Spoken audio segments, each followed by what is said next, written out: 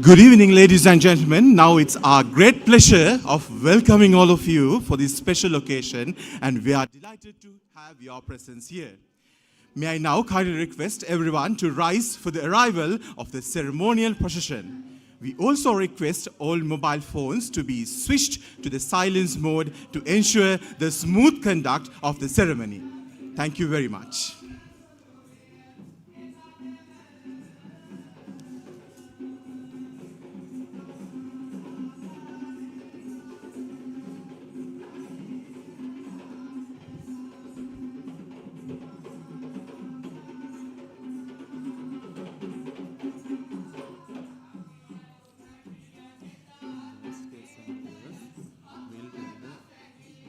People whom we see and the other people.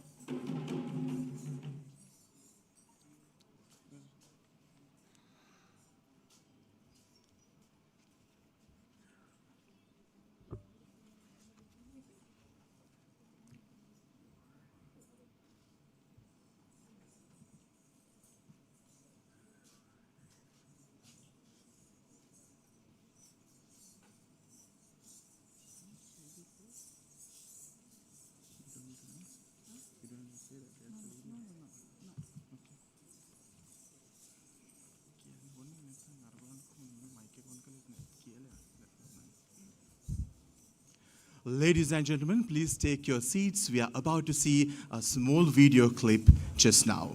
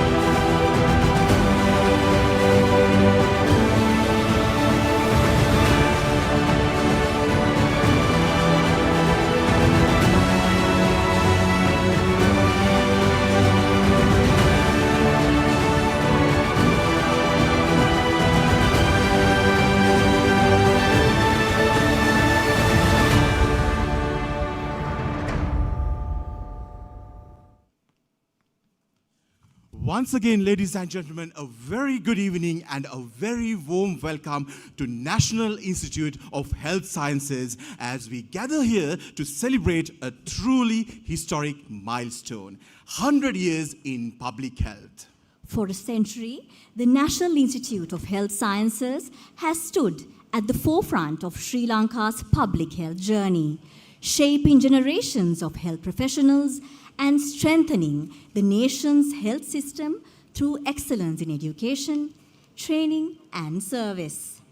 From its humble beginnings as the country's first public health training institution, NIHS has evolved into a nationally and internationally recognized center of excellence, making an enduring contribution to public health and healthcare workforce development. Today, as we commemorate 100 remarkable years of this proud innovation, we are able to celebrate the historic milestone and the legacy that continues to the inspiring future of public health in Sri Lanka. We are delighted to welcome all our distinguished guests, invitees, and participants who have joined us today to commemorate the century of excellence in public health, education, training, and service to this nation. We kindly request everyone to take their seats as proceedings are about to start shortly. We now invite our distinguished dignitaries to join us in lighting of the ceremonial oil lamp, symbolizing wisdom, prosperity, and the beginning of this historic celebration. May we respectfully invite our invited dignitaries to the stage for the lighting of the oil lamp. Dr. Asela Gunawardena, Director General of Health Services, Dr. Rajesh Pandev, WHO Representative, Dr. Nihal Abe Singha, Dr. Nihal Jayathilaka, Dr. Palitha Mahipala, Dr. S. Sridharan, Dr. S. M. Arnold, Dr. Vindhya Kumara Peli, Dr. Tushara Fernando, Dr. Pradeep Vijay Singha, Mr. H. M. S. P. Herath, Mr. R. P. Sarath Kumara, Mr. P. Veerasinghe, Mr. D. Samararatna, Dr. K. Nandakumaran, and Dr. Hemali Jayakodi.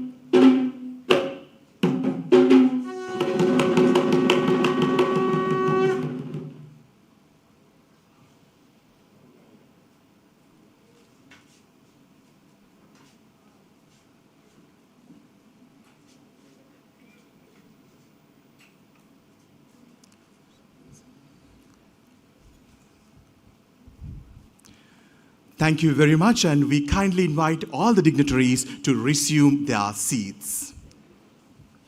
Ladies and gentlemen, kindly rise for the national anthem of the Democratic Socialist Republic of Sri Lanka.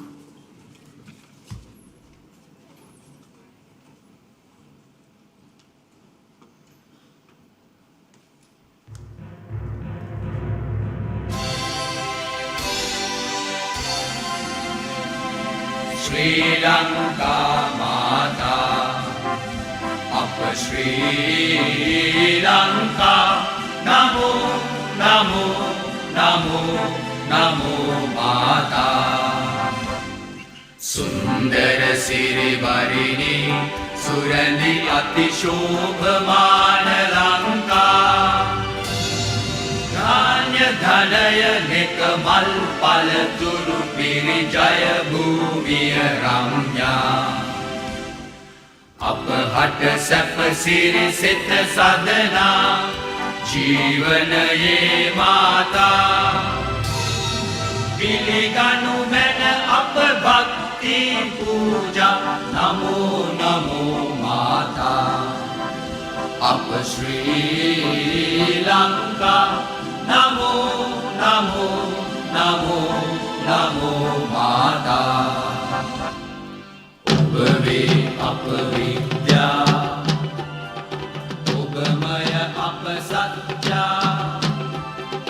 Obave Apa Shakti, Apa Adatula Bhakti, Oba Apa Aloke, Apa Ge Anuprane, Oba Apa Jivanave, Apa Muktiya Obave, Nava Jivana Devine, Nitina Apa Kubudu Karan Mata. Jaya Virya Vadava Minaragena Yanu Mena Jaya Bhumikara. Ekamavakage Daru Kalabhavina, Yamu Yamu Vinopama. Prema Vada Samaveda Durarada, Namo Namo Mata.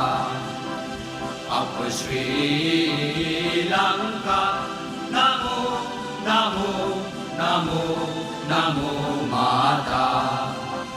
Apa Sri Lanka, Namo Namo Namo Namo Mata. Ladies and gentlemen, please remain standing for the national anthem of National Institute of Health Sciences.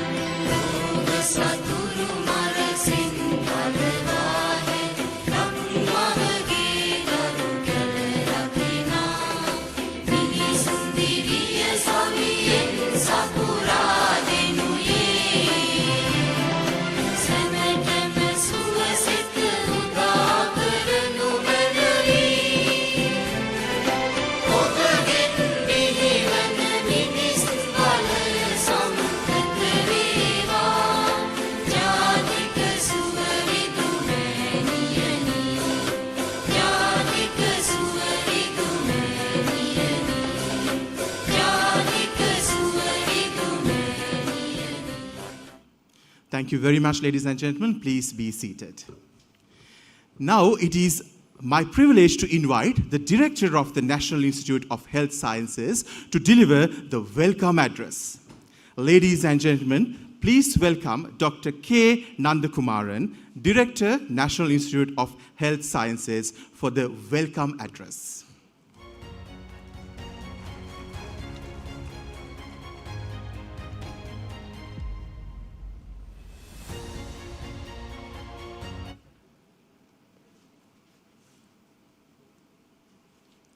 Honorable Member of Parliament, Dr. Nigal Jayathilanga, Nigal Abesinghe sir, and Secretary, Ministry of Health and Mass Media, Dr. Anil Jayasinghe, and Director General of Health Services, Dr. Asela Gunawardena, Additional Secretaries, Deputy Director Generals, Directors, Chief Financial Officer, Consultants, Provincial Directors, Regional Directors, WHO Representative to Sri Lanka, Dr. Rajesh Pandav and his team, Country Representative of UNICEF, UNFPA and their teams, District Secretary Kalutara, Mayor Municipal Council Kalutara, Postmaster General and their staff, Deputy Director General of Police Kalutara Range, SSP Kalutara Division, Project Director of Primary Healthcare System Enhancement Project and the Asian Development Bank, Chairman and Deputy General Manager of the CECB, representative of professional colleges, universities and academia, representative of international and national non-governmental organizations, keynote speaker Dr. Tushara Fernando and Mrs. Fernando, former secretaries of Ministry of Health, former directors, retired staff of the National Institute of Health Sciences, deputy directors, consultants, medical officers, academic staff, and non-academic staff of the National Institute of Health Sciences. Well-wishers, ladies and gentlemen. Good evening and very warm welcome to you all. It is a great honor and pleasure for me as a director of the National Institute of Health Science to welcome you to the centennial celebration of the National Institute of Health Science and the Centenary Congress. I would like to take this opportunity to mention that we are deeply honored by the anticipated arrival of the Honorable Prime Minister and the Honorable Minister of Health and Mass Media, Dr. Nalinda Jayatissa, who are expected to join us shortly for the inaugural session. We eagerly look forward to extending them a warm and respectful welcome upon their arrival. Over the past 100 years, our institution has come a long way. From its beginning as the first health unit in Asia, it has evolved into National Health Institution of Health Sciences, playing a vital role in strengthening primary health care and developing public health workforce for the country. This remarkable journey has been made possible through a steadfast support of the Ministry of Health, our international and national partners, academic institutions, and the communities we serve. On behalf of NIHS, I extend my sincere gratitude to everyone who has contributed to building and strengthening this institution over the past century. Today is an opportunity not only to celebrate our achievement, but also to learn from our learn from one another and renew our commitment to improving public health for future generations. As healthcare continues to evolve, NIHS remains committed to embracing innovation, advancing research, strengthening partnership, and producing competent, compassionate, and ethical health professionals who will continue to serve our nation with excellence. I warmly welcome our present and former secretaries, Director General, Deputy Director Generals, Directors, Deputy Directors, Consultants, Medical Officers, and our academic and non-academic staff. Your leadership, dedication, and service have laid the strong foundation on which this institution stands today. Your presence makes this celebration even more meaningful. I also extend a sincere welcome to our development partners and the representative of national and international organizations. Thank you for your continuous collaboration and support throughout the years. I would also like to express our appreciation to the WHO Country Office for facilitating the virtual participation of the WHO Director General in today's program. It is also my pleasure to welcome our keynote speaker, Dr. Tushara Fernando. Thank you for accepting our invitation to share your knowledge and experience with us. We look forward to your valuable insight. Finally, I would like to extend my heartfelt thanks and welcome to every member of the NIHS family, both those gathered here in the main auditorium and outside. This celebration has become reality because of your dedication, commitment, and teamwork.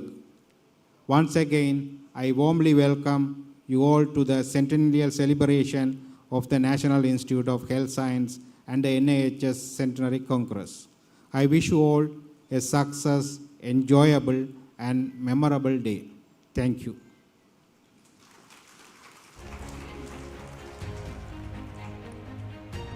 Thank you, Dr. Nandakumaran.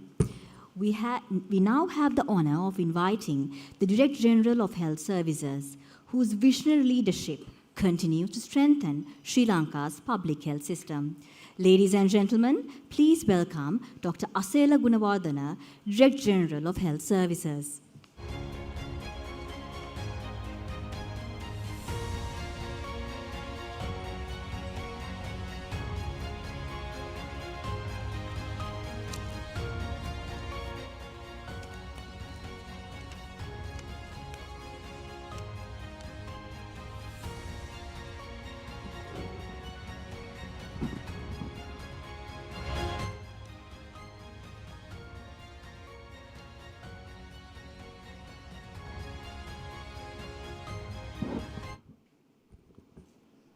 Good evening to all of you.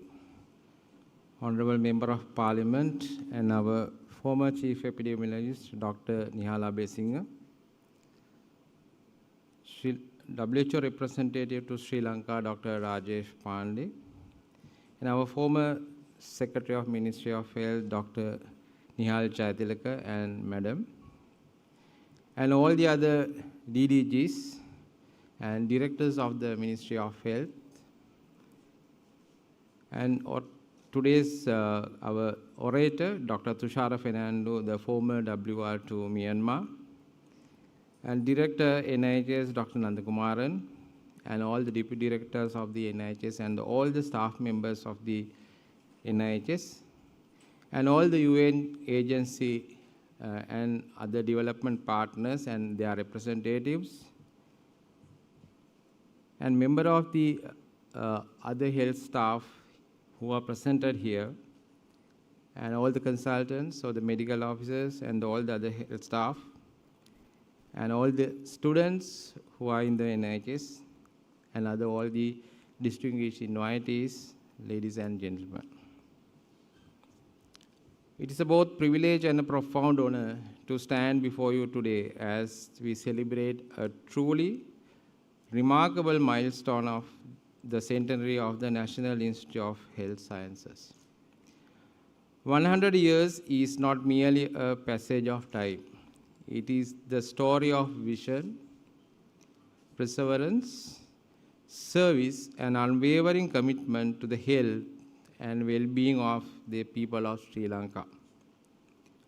This centenary is an occasion to reflect, but it is also, and perhaps more importantly, occasion to pay tribute.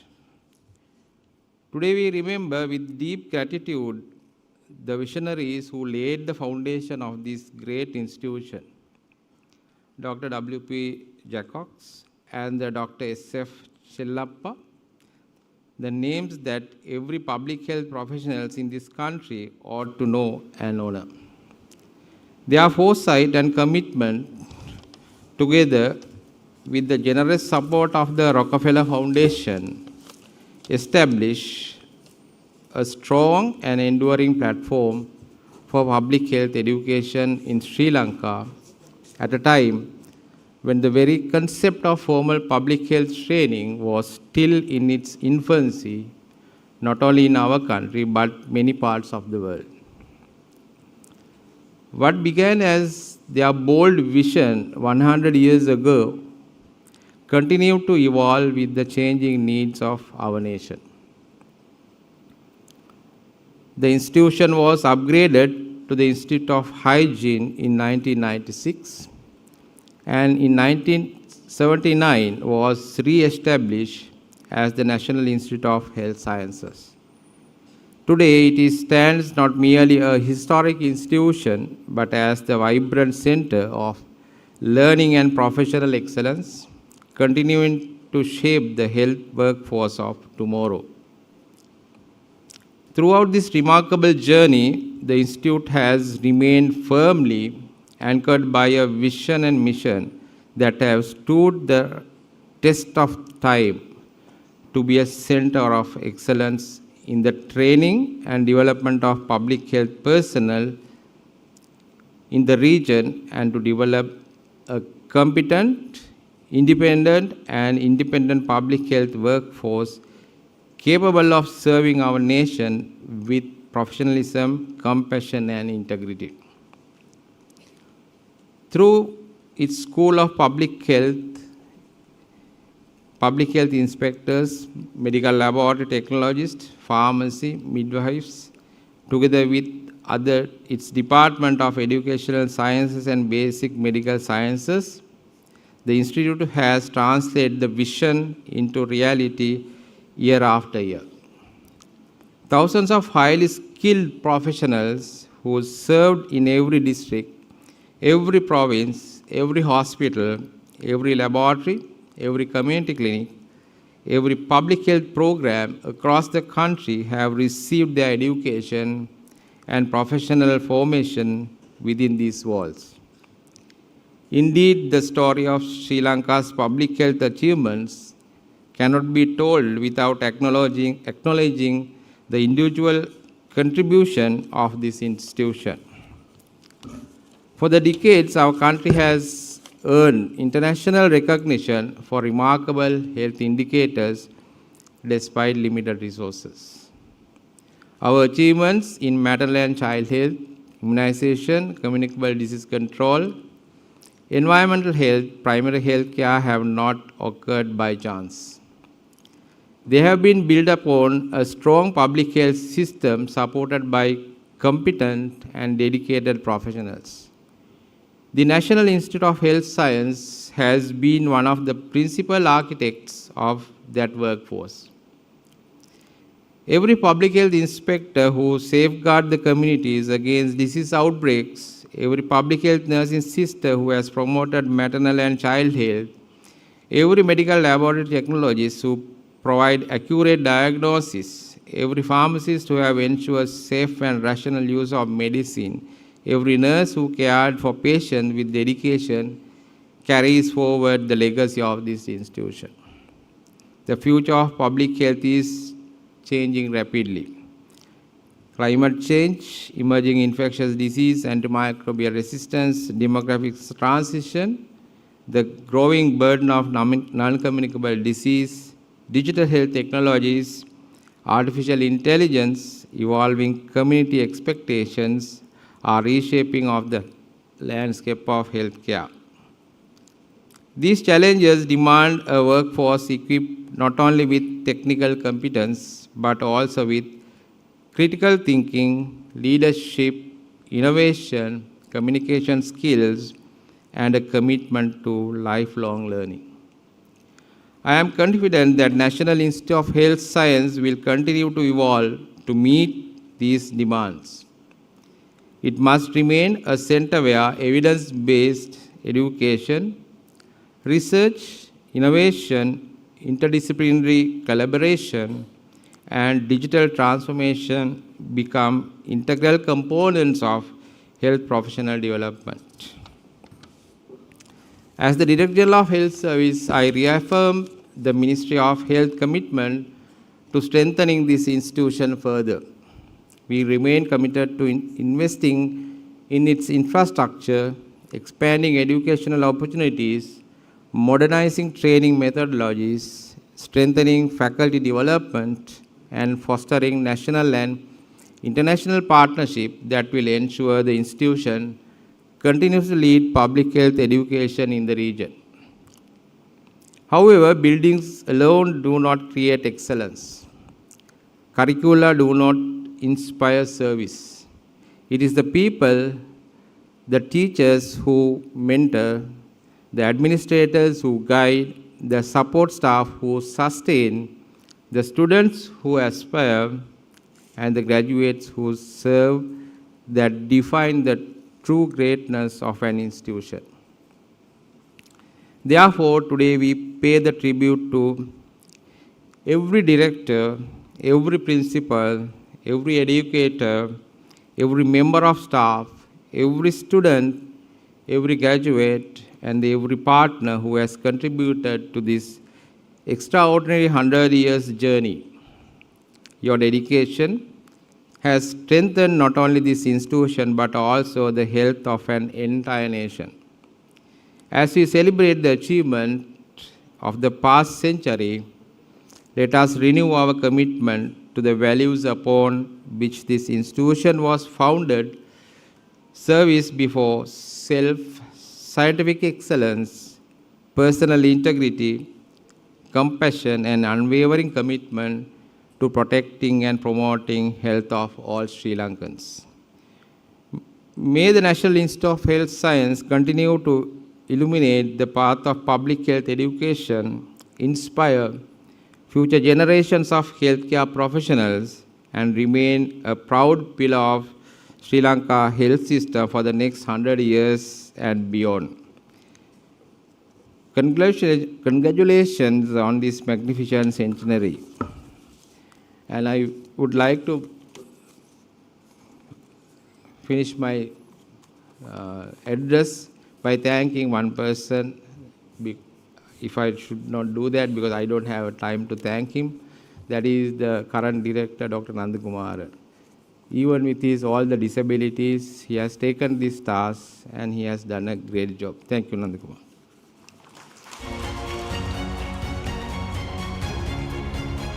Dr. Asela Gunawardana, sir, thank you very much for those wishes and also the compliments.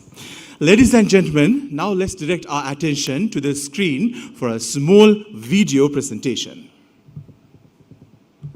Greetings, Your Excellency, Dr. Melinda Jayatisa, Minister of Health and Mass Media, Dr. Neil Jasinga, Secretary to the Ministry of Health, distinguished delegates from the Ministry of Health and Mass Media and the National Institute of Health Sciences, and representatives from WHO. I have to especially thank Dr. Momora and Dr. Ilidat, who informed Dr. Mek Musewi, the head of our Bangkok office of CNV, of this important meeting.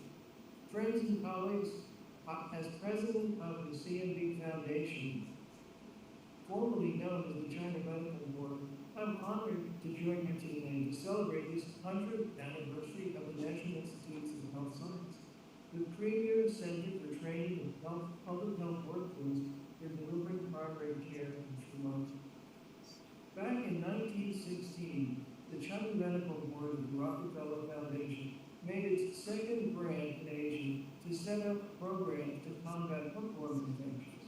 Over the next 10 years, this grant in Sri Lanka and Ceylon at the time was expanded to address other major infectious problems: typhoid, smallpox, tuberculosis, dysentery, and the high rates of maternal and child mortality.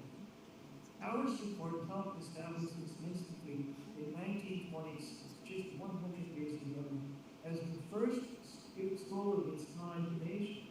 In 1929, we further funded the establishment of your school of nursing so that those public health programs could be brought into practice by a cohort of well-trained nurses. Jump ahead now, 100 years to today. Despite the turmoil of the independence movement from the British and the 26 years of civil war, Sri Lanka can still pride yourselves with your remarkable success in public health programs. Immunization, control of malaria and filariasis and polio, strong maternal and child health programs, and good access to care, all of which has to be a source of national pride.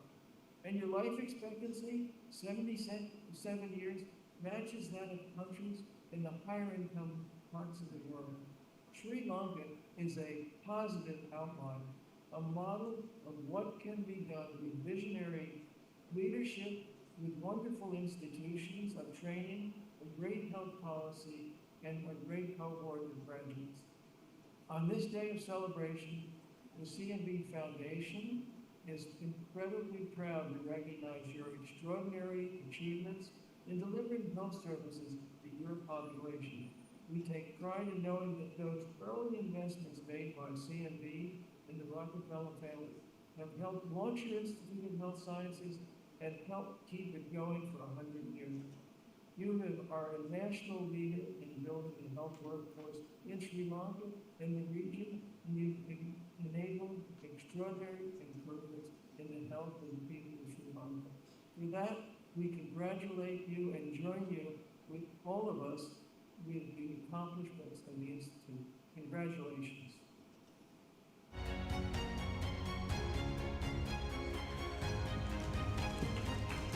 Ladies and gentlemen, now it's a time for the keynote address. To formally introduce our distinguished keynote speaker, I invite Dr. Sumal Nandasena, former consultant community physician, senior lecturer, Faculty of Medicine, University of Sabaragamuwa, to deliver the citation. Sir, the floor is yours.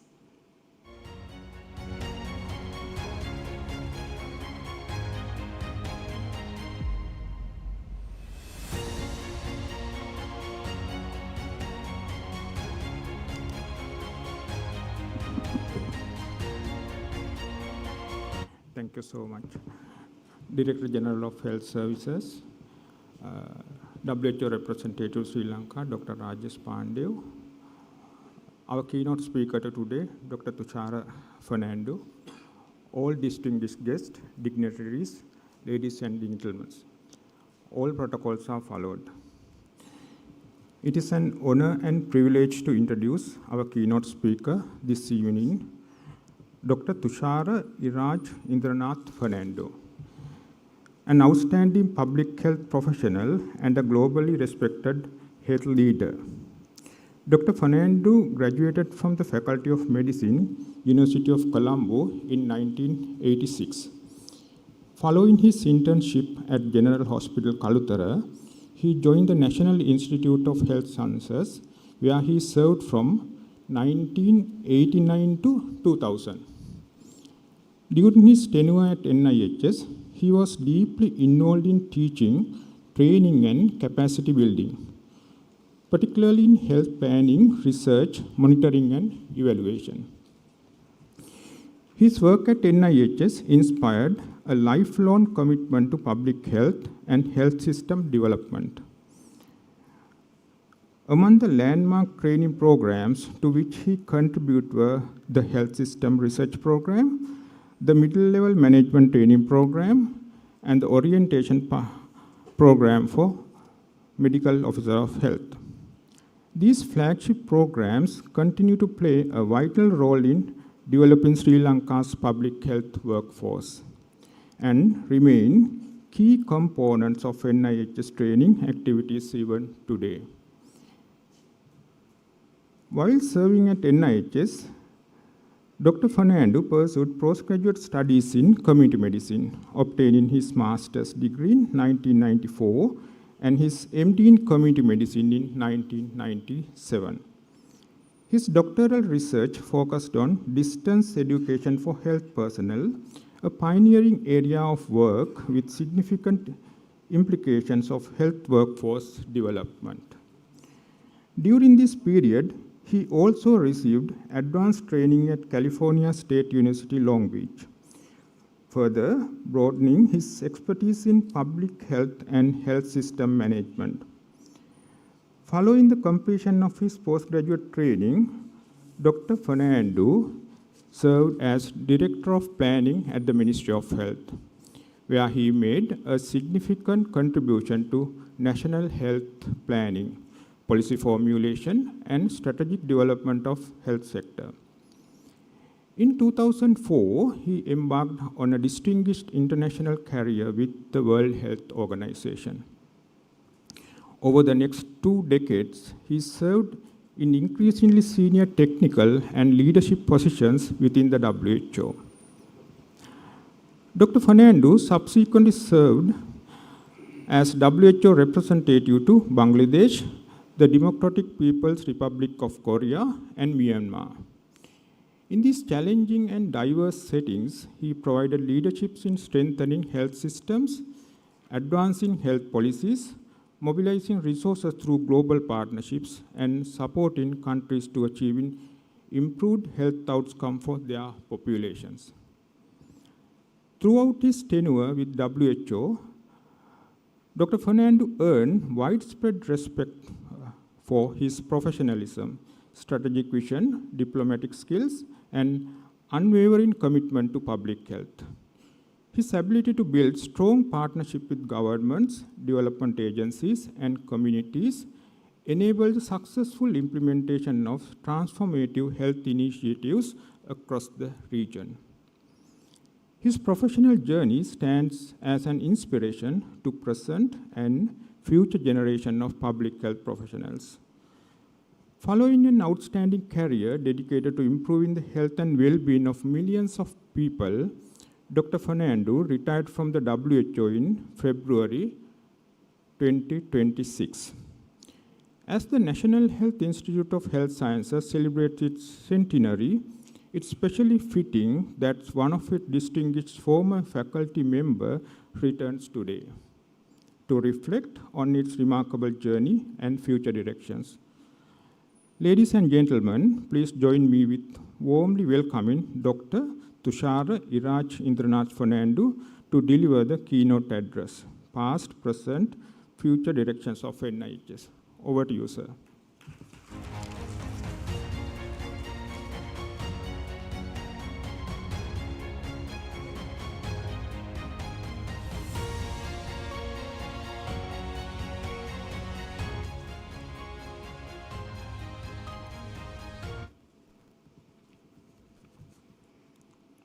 Good evening. Secretary Health and the Director General Health Services and senior officials of the Ministry of Health. Dr. Nihs Singh, the Member of Parliament. The Director, NIHS, and the members of the NIHS faculty and staff. Dr. Rajesh Pandev, WHO representative to Sri Lanka. Distinguished guests, respected former directors, and the faculty of NIHS, training of NIHS, ladies and gentlemen, good evening. First and foremost, I wish to express my sincere gratitude and appreciation for inviting me to be part of this historic and memorable occasion. It is truly a privilege and an honor for me to stand before you today as we celebrate an extraordinary milestone, 100 years of the National Institute of Health Sciences, Kalutara. 100 years is more than an institutional milestone. It represents generations of service, learning, discipline, and commitment to protecting the health of a nation. A centenary celebration is not merely about commemorating years. It is about celebrating people, the sacrifices they have made, their dedication, and above all, the countless lives transformed through the institution's existence. Across these 100 years, compared to many other countries in the Southeast Asian region, Sri Lanka has proudly seen several important successes in health. Being a developing country with a strong and a successful public health system, Sri Lanka has seen the steady improvement of population health through prevention, surveillance, education, and community involvement. I know that institutions such as NIHS have stood quietly but powerfully behind these achievements. As I stand here today, emotions overwhelm me because almost 40 years ago, I walked through these very premises as a young doctor.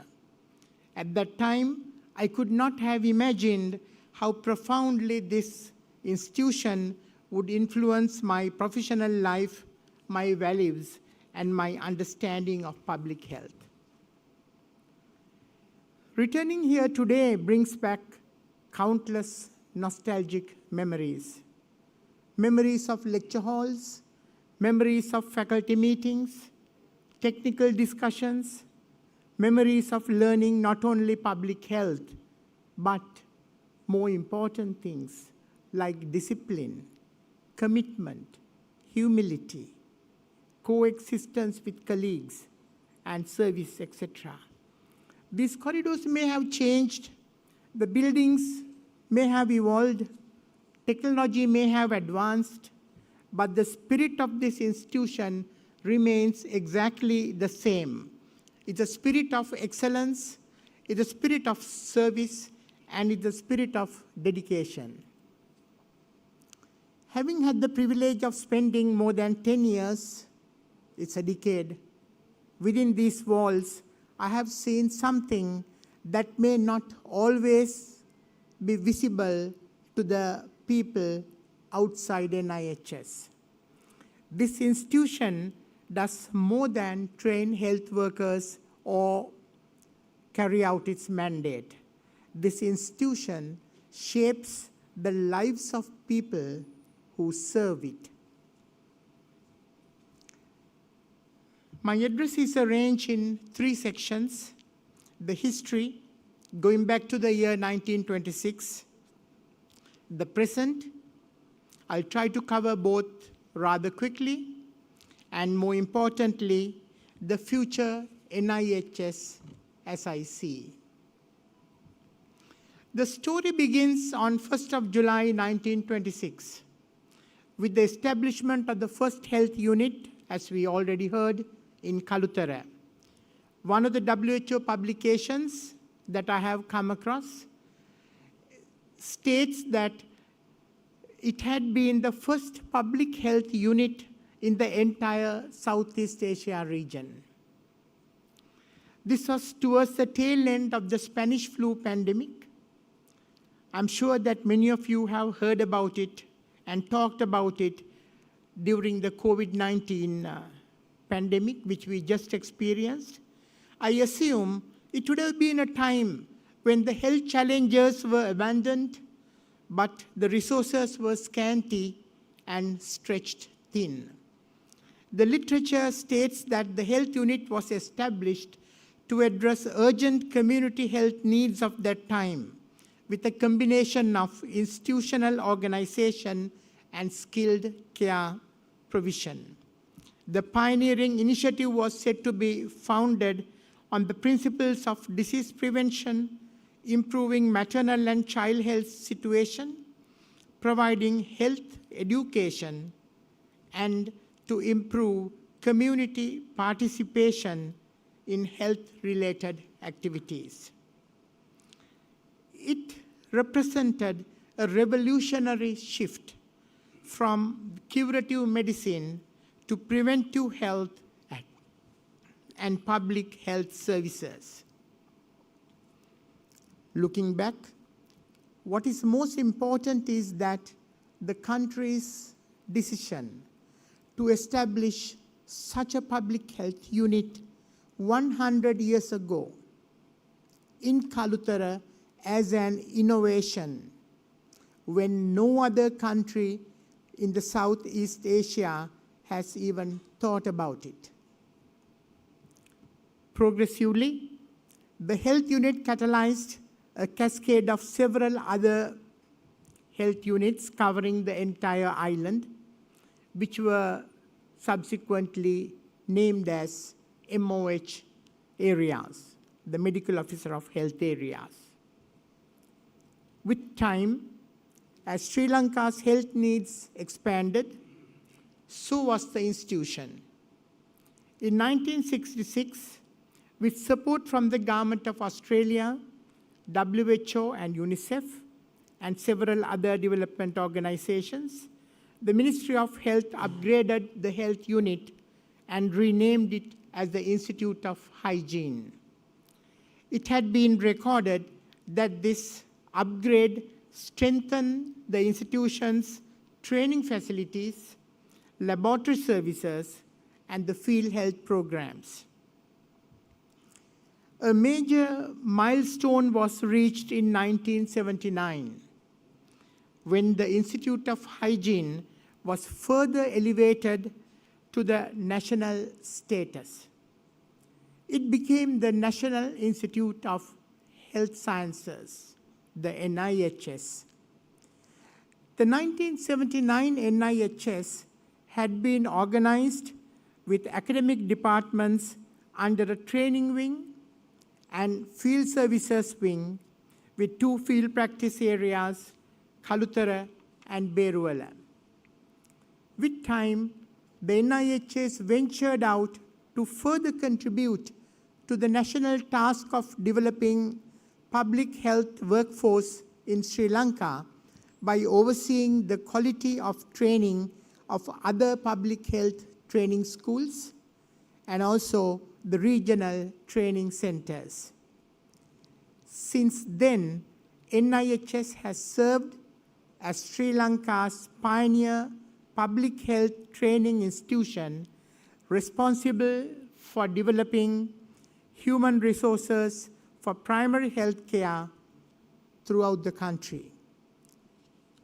I would like to thank the NIHS staff who were instrumental to publicize a special document which we will hear soon, a legacy of a century, for this commemoration, which provides an excellent summary of the history of NIHS's development.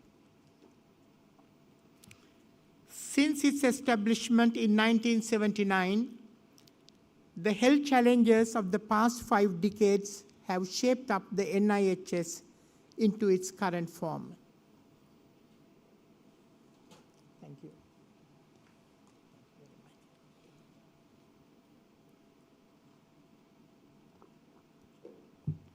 Let me take a few minutes to mention these health challenges, the so-called conventional health challenges of public health as faced by Sri Lanka. They are not only for Sri Lanka, it's common to many other developing nations in the world. Literature is abundant on these challenges: control of communicable diseases, minimizing the maternal and infant morbidity and mortality, immunization, good sanitation, nutrition, and certain occupational diseases and hazards, they are being repeatedly mentioned. In alignment to this, the NIHS evolved to the current shape while helping Sri Lanka to achieve several victories over these challenges. The fingerprints of NIHS can be found everywhere within Sri Lanka's healthcare achievements. Bringing down maternal mortality and child mortality to meet the MDGs in 2015 and getting closer to the SDG targets is remarkable for a country with the current level of economic development. We know that it's not an easy task. By eliminating malaria, just few years following the end of the Northeast war situation, Sri Lanka has set an example to many other countries in the world. The level of childhood vaccination Sri Lanka has achieved is outstanding. There are many other countries who are still struggling to achieve the minimally acceptable level of at least 85% of coverage against many of the antigens amidst having resources and support even today. When it comes to sanitation and nutrition, there had been steady development and improvement. However, with the downturn of the Sri Lankan economy, evidence is said to be emerging that some of these gains are being reversed. Our nation's impressive health indicators did not happen by accident. Behind these statistics stand institutions like NIHS. Behind those achievements stand visionary health leaders, teachers, mentors, and of course, fleets of dedicated healthcare workers. When we reflect upon the establishment of the NIHS, we must remember the remarkable visionaries who built this institution. Generations of public health professionals who eventually delivered public health services to every nook and corner of the country, from bustling cities to the most remote rural villages, have passed through these walls. I learned that the present institutional framework of NIHS rests on 4 main arms: training, research, laboratory services, and field services. Over the years, NIHS has nurtured generations of health professionals through a time-tested, cost-effective primary healthcare delivery model that emphasizes on prevention, equity, and community participation and involvement. By translating classroom learning into field-based practices, the Institute has ensured that essential public health services reach the doorstep of communities across Sri Lanka. This unwavering commitment placed on hands-on, people-centered training programs has positioned NIHS as a cornerstone of the nation's public health system and a living testimony to the power of health literacy in improving health status of the communities. Over the years, NIHS has emerged as a pivotal platform for international collaboration, sharing Sri Lanka's globally recognized public health achievements with the neighboring countries. As I learned, the Institute successfully leverages on diverse internal and external collaborations while working alongside the regional and global public health institutions, including UN organizations such as World Health Organization, UNICEF, UNFPA, etc., and several other international organizations, academic partners across its main arms. The future.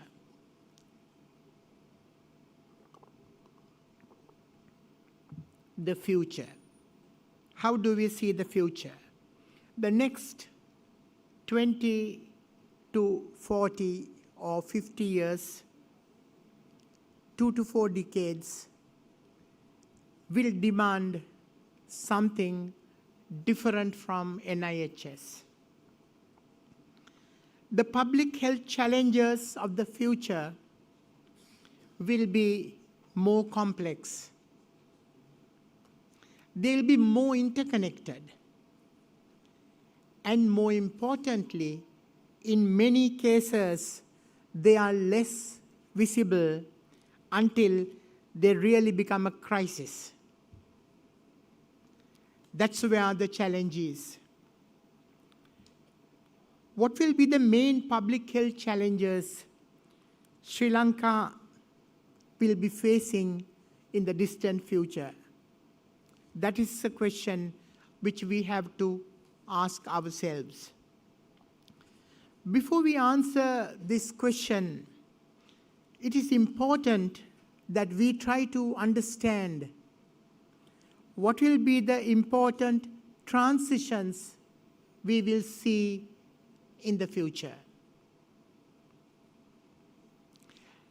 There are 4 major transitions glaring at us. Either we are already in them or we are entering into them. The first in my list is straightforward and probably a given. Transition 1 will be the demographic transition, the aging population. It's a given fact and we can't change it. We have been talking about this over the last several decades.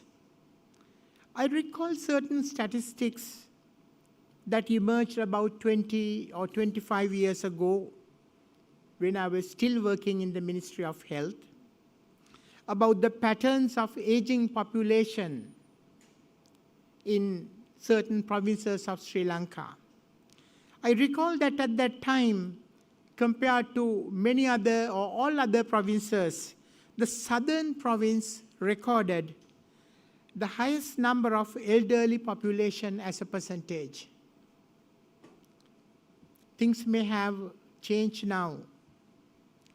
In short, Sri Lanka's aging population will bring about special challenges to our society. They will bring challenges to the economy and would challenge the health system invariably. It is important to analyze and identify the health impact of the demographic transition if we are to be fully prepared to serve the people, to serve the country in the coming decades. The second transition I would like to mention is also, you have heard about it, the epidemiological transition. Chronic diseases, mental health disorders, and disabilities have overtaken the communicable diseases in Sri Lanka. It is the same situation in several other countries in the world. The breathing space created by the gradual reduction of certain communicable diseases and their burden in Sri Lanka is now being occupied by the increasing burden of non-communicable diseases. The very high prevalence of Two common NCDs, diabetes, diabetes mellitus, and high blood pressure, hypertension. Among the population over 18 years of age is a testimony to this. As we know, these patients require lifelong treatment and lifelong follow-up, which should not be an easy task to manage. More importantly, the serious and permanent complications these non-communicable diseases can cause, if they are not properly managed, will further stress the families as well as the health system and the health budget. Transition number 3. The third type of transition I see is the environmental transition. Those issues related to the climate and planetary health which should not be undermined at any time. Let's not forget that climate and planetary change is not an abstract environmental issue. It's not. It's not for the Southeast Asia. It has already become a public health crisis. Certain geographical areas of Sri Lanka are uniquely vulnerable because of its combination of high population density, rapid and unplanned urbanization, poverty and inequality, dependence on climate-sensitive livelihoods such as agriculture and fisheries, and extreme exposure to heat, floods, cyclones, droughts, etc. We just witnessed the devastation Cyclone Ditwa brought about in Sri Lanka. Climate and planetary change can lead to many important health challenges. Extreme heat and heat-related illnesses and outbreaks of vector-borne and communicable diseases are already being witnessed. It can lead to epidemics, it can lead to pandemics, it can lead to food insecurity, malnutrition, undernutrition, water insecurity, and waterborne diseases too.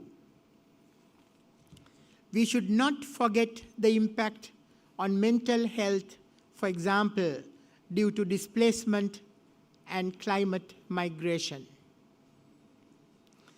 Transition number 4, or the fourth transition I would like to mention, is the technological transition, such as rapidly developing health technology, the artificial intelligence, genomics, handling misinformation, digital inequity, etc. Keeping pace with the rapidly developing medical technology alone is a challenge to a health system, especially if the health system is of a low or low-middle income country. Modern technology is often expensive as they emerge in the market. Very often, patients can't afford those services. Also, technology requires very well-trained healthcare workers with special skill sets to operate them. On top of it, the impact of artificial intelligence is bringing to medical sciences, medical diagnosis, medical treatment is unimaginable at this point of time. Sri Lanka had been fortunate of its population literacy rates, which is close to 99%. Often, people tend to believe that only the ignorant, probably that 1% illiterate, that tend to get misinformed or misguided. Is it really so? It's time for us to ask ourselves. We saw what happened during the COVID outbreak in Kegol, when a particular syrup was introduced as preventive treatment for COVID-19. It is mind-boggling how people can be so irrational or fooled, especially when they are in a crisis. How would the population, communities, families handle this misinformation in the coming years? Not only that, how would the new generation of health providers separate out the truth from the fake, the health information from the health misinformation in the coming years? We need to start thinking about it. The 4 major transitions I mentioned would attribute to and shape up the health challenges of Sri Lanka in the upcoming decades. In addressing these challenges, I can think of 5 major areas. Countries would have to expand their health service packages while further improving the quality of services. Secondly, countries will be expected to make healthcare affordable with appropriate health financing mechanisms. Number 3, the health workforce would be required to become more competent and fit for purpose, adequately distributed in the entire country, and to be more passionate in their work, and to be more compassionate to people's needs. Number 4, the health information system and the health technology needs to be further evaluated and tuned to the needs of a country, not forgetting the cost. Number 5, more importantly, good health governance mechanisms, stewardship will be required, armed with evidence-based policies and strategies and operational tools. Sri Lanka would not be an exception for those. Sri Lanka, as well as all other developing nations who will go through these transitions, will need to fine-tune their health systems accordingly. Sri Lanka too will be faced with those exact challenges. Probably Sri Lanka will have more challenges, especially with the people of Sri Lanka, with their level of education. I'm quite certain that they will demand much, much more from the governments as well as from the health systems.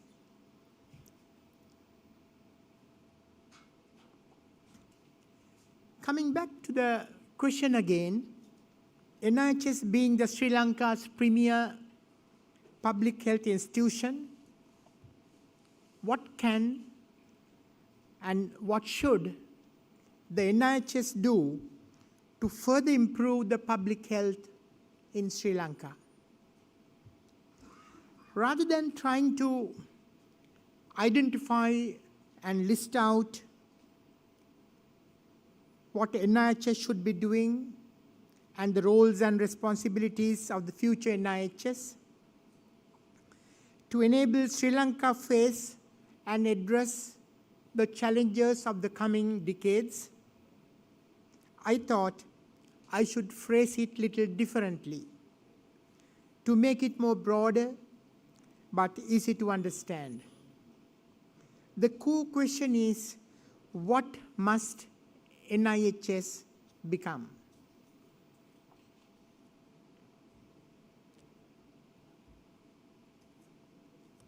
I propose 3 major transformations for NIHS.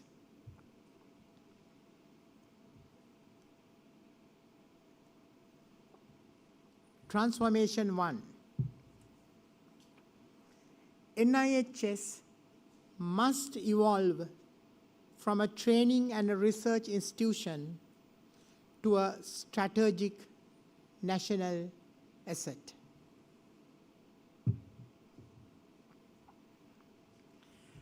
NIHS should be a center of excellence for health policy and innovation by embedding a culture of research to policy in implementation of science and health systems. NIHS need to be transformed to take the leadership in supporting the Ministry of Health to create pro-poor, evidence-based, effective health policy targeting all levels of Sri Lanka's administrative structure. Through this transformation, NIHS will have the capacity to handle priority areas such as resilient health systems, aging populations, complexities evolving from non-communicable diseases, climate-resilient health systems, One Health, antimicrobial resistance, and public health emergency preparedness. This could be done through strong collaborations with academia, WHO, and global partners.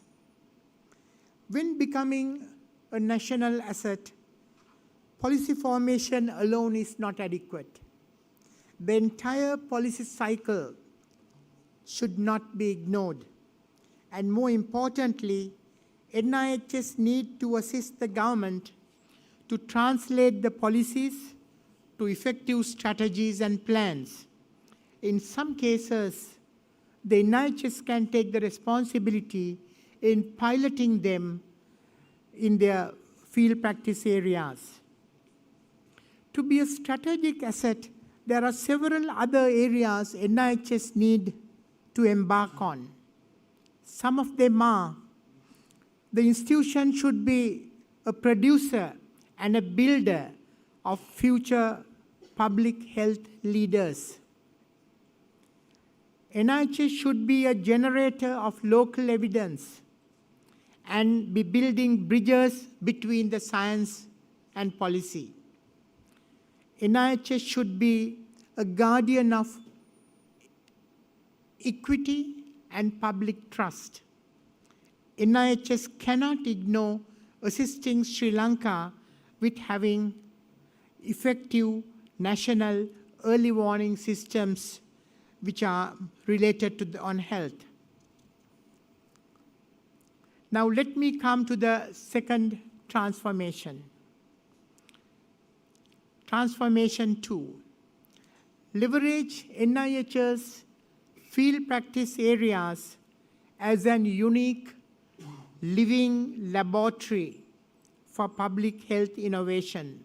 Let me stress that again, a living laboratory for public health innovation, integrating education, testing, culture-friendly concepts of quality improvement for service delivery, developing community-based health surveillance systems, using digital technologies for efficiencies, and community engagement to develop and evaluate scalable models for primary health care. I think time has come to get more community involvement in responsibility of their own health. In fact, even financing models, health insurance models aiming affordable health care can be piloted in the NIHS field practice areas.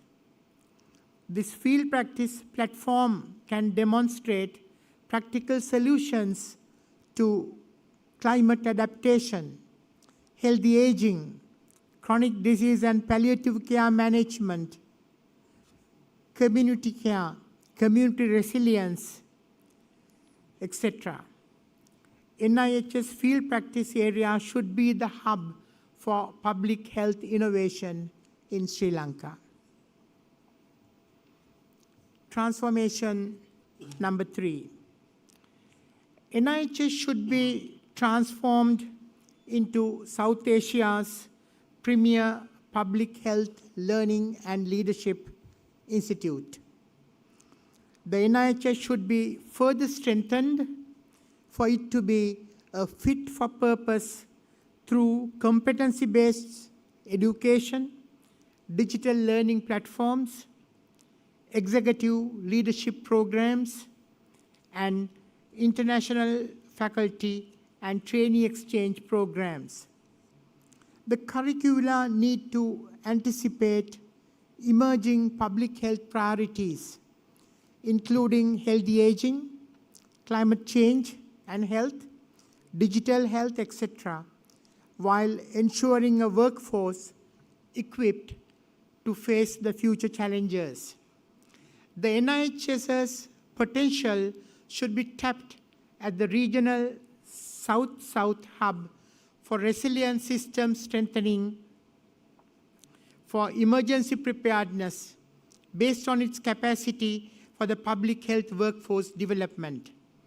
NIHS can be capacitated to provide accredited regional training leadership, outbreak response, health security, risk communication, climate and health, and disaster preparedness.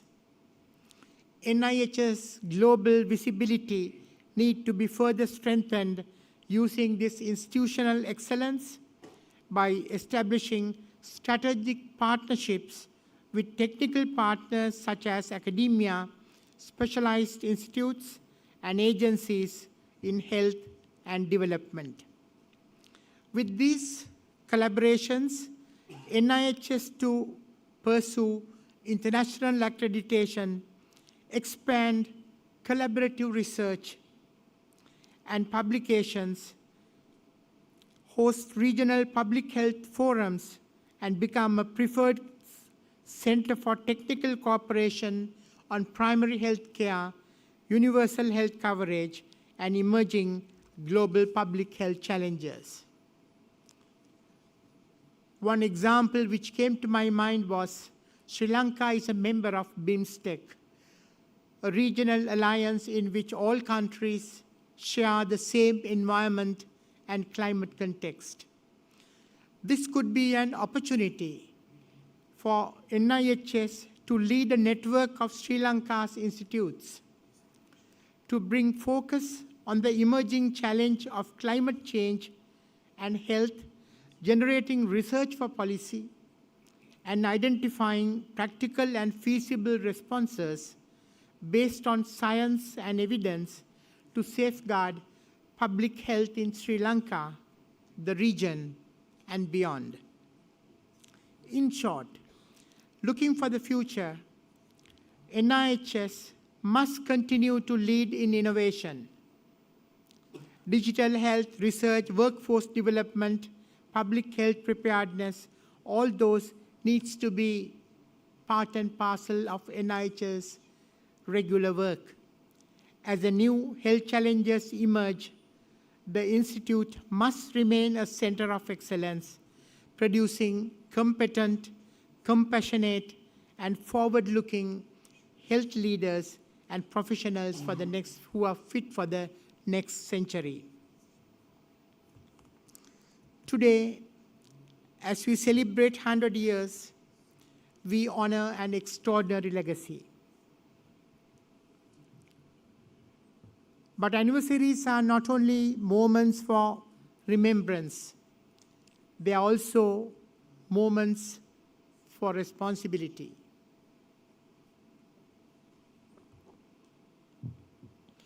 The future of public health will belong to institutions that can learn faster, adapt faster, and anticipate change before the crisis hits you. If the past 100 years was about building public health foundations, the next 100 years must be about building resilience, intelligence, and preparedness. This is both our challenge and our responsibility. And I believe institutions such as NIHS will remain central to Sri Lanka as well as to the entire Southeast Asian region and the entire world in the future. As I approach the end of my speech, I would like to provide a special tribute to the current staff of NIHS. To the director, the deputy directors of NIHS, and to the doctors and the tutorial staff who are present here. I wish to say something from my heart. You are very fortunate. You are working for an institution with a century of excellence behind it. Take full advantage of what this unique institution offers you. Absorb the knowledge. Ask questions.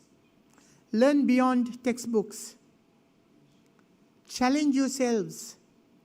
Don't be scared to introduce innovation and new ideas. Use every opportunity available for yourselves. You are shaping the future healthcare leaders. You are helping build the future health system of our nation. The work you do matters profoundly. Before concluding, allow me once again to express how deeply honored I feel to be part of this celebration. Returning to NIHS after almost 35 years is emotional. Walking through familiar spaces bring memories. Meeting familiar faces brings gratitude. Witnessing how far this institution has come along brings immense pride. The National Institute of Health Sciences has not merely educated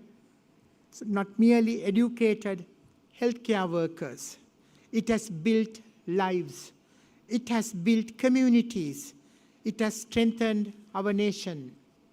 And I have no doubt that the finest chapters of the NIHS are still ahead. Congratulations on 100 remarkable years. May the next century be even greater. Long live the National Institute of Health Sciences.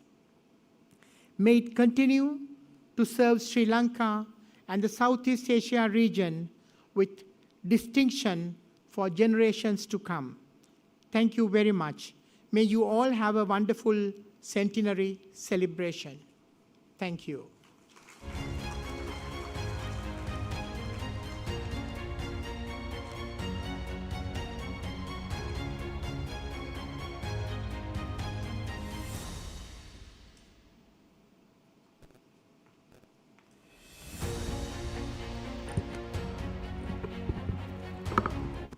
Thank you, Dr. Tushara Fernando, for that insightful keynote address. Ladies and gentlemen, please welcome Dr. Anil Jasinghe, Secretary, Ministry of Health and Mass Media. A warm welcome to NIHS, sir. The World Health Organization has been a long-standing and valued partner in Sri Lanka public health journey, supporting the country's progress towards better health outcomes. Throughout this evaluation, from the Institute of Hygiene to the National Institute of Health Sciences, NIHS has benefited immensely from the enduring collaboration, culminating on its designation as a WHO Collaborating Center for Public Health Workforce Development in 2012.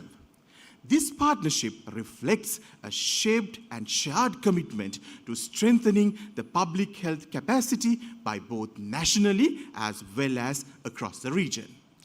As NIHS celebrates its centenary, we are honored to acknowledge the continued support of the World Health Organization, including the guidance and encouragement of Dr. Rajesh Pandav, WHO representative to Sri Lanka, and the WHO Country Office. It is now our privilege to invite Dr. Pandav to address this distinguished gathering.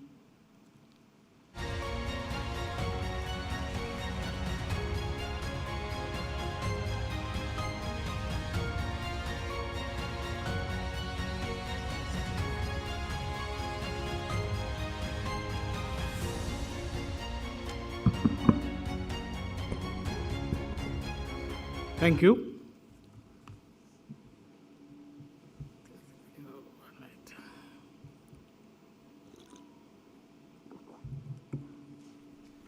Dr. Nihal Abhaysinghe, Honorable Member of Parliament and Head of the Sectoral Oversight Committee, Health, Media and Women's Empowerment. Dr. Anil Jasinghe, Secretary, Ministry of Health and Mass Media. Dr. Asela Gunawardene, Director General of Health Services. Dr. Tushara Fernando, our distinguished keynote speaker. Director of National Institute of Health Sciences, senior officials of the Ministry of Health, distinguished guests, partners, colleagues, ladies and gentlemen, a very good evening. It is a great honor and privilege to join you today at the inauguration of the Centenary Congress of the National Institute of Health Sciences. I would also like to thank Dr. Tushara Fernando for his insightful keynote address, which has eloquently reflected on the journey of NIHS over the past century and its continuing relevance for the future of public health.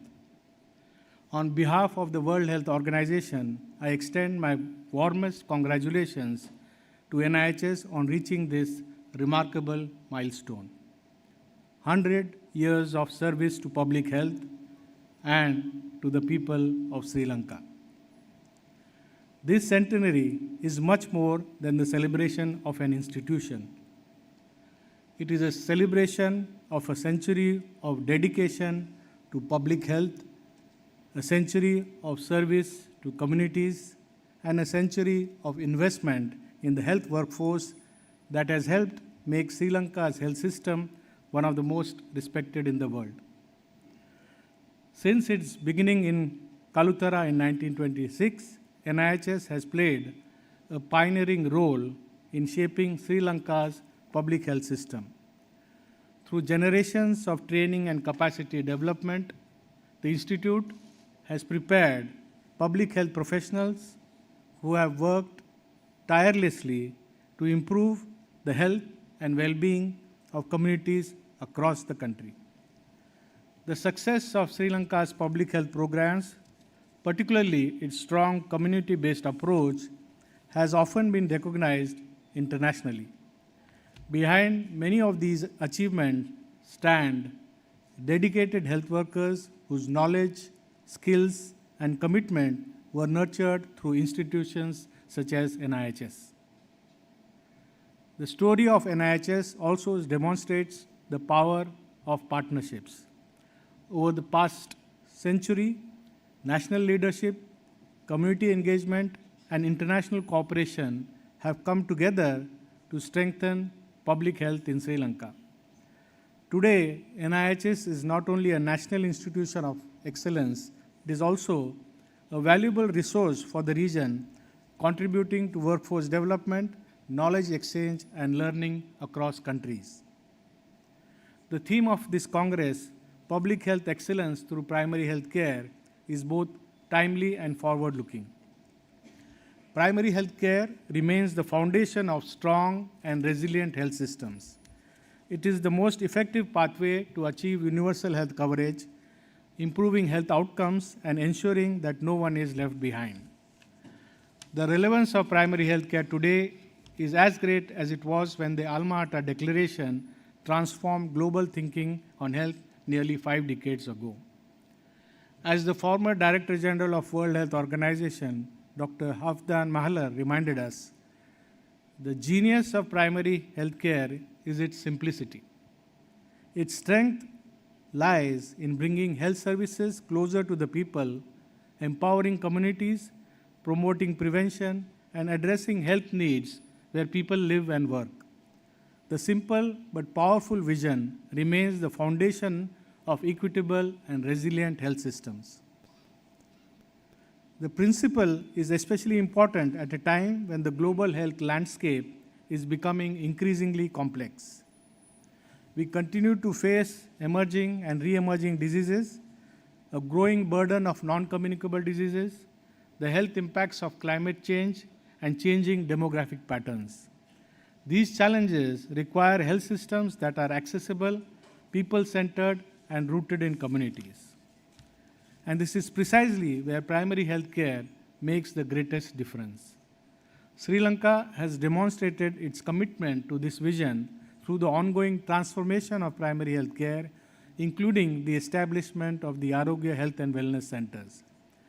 The public health workforce trained by NIHS will continue to play a critical role in this transformation, strengthening prevention and health promotion, supporting communities, and contributing to integrated, people-centered services. The future of health systems will depend not only on technology and innovation, but also on competent, motivated, and well-supported health workers. In this regard, NIHS remains as relevant today as it was a century ago. The World Health Organization is proud to have been a long-standing partner of Sri Lanka's health sector and of NIHS. Our collaboration is built on shared commitment to ensuring that every person can access quality healthcare or services without financial hardship. NIHS was previously designated as a WHO collaborating center, and we look forward to supporting the Institute in its effort to regain this important status in the near future. We are also pleased to be a key partner of the Centenary Congress, which brings together experts, practitioners, researchers, and policymakers to exchange knowledge and explore solutions for the future.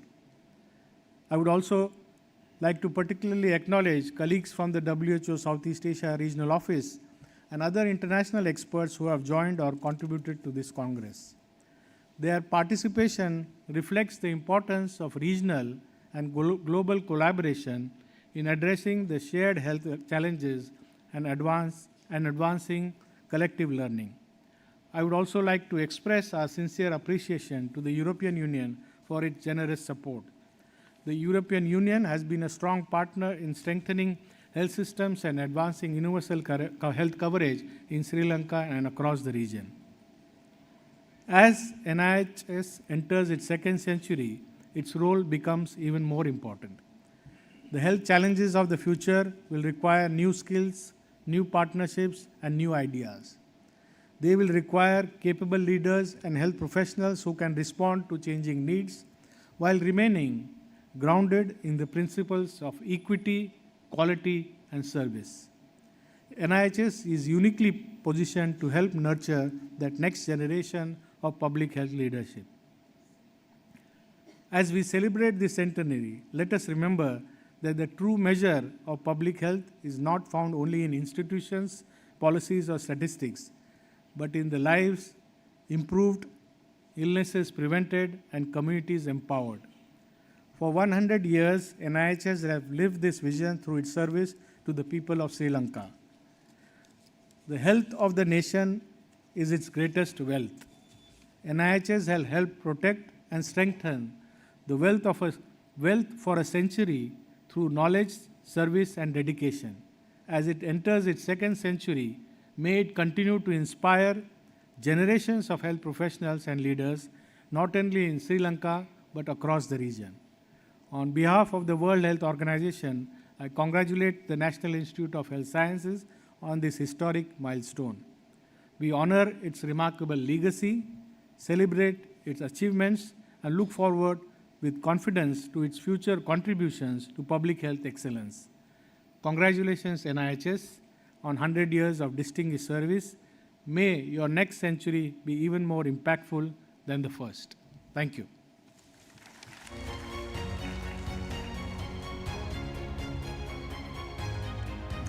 Dr. Rajesh Pandev, sir, thank you very much for that insightful words. Ladies and gentlemen, we now will listen to a special message from the Director General of the World Health Organization, marking the centenary of the National Institute of Health Sciences and recognizing and long-standing contribution to public health and health workforce development in Sri Lanka. The message also reflects the enduring partnership between WHO and NIHS. We will now invite you to watch the special video message from the Director General of World Health Organization.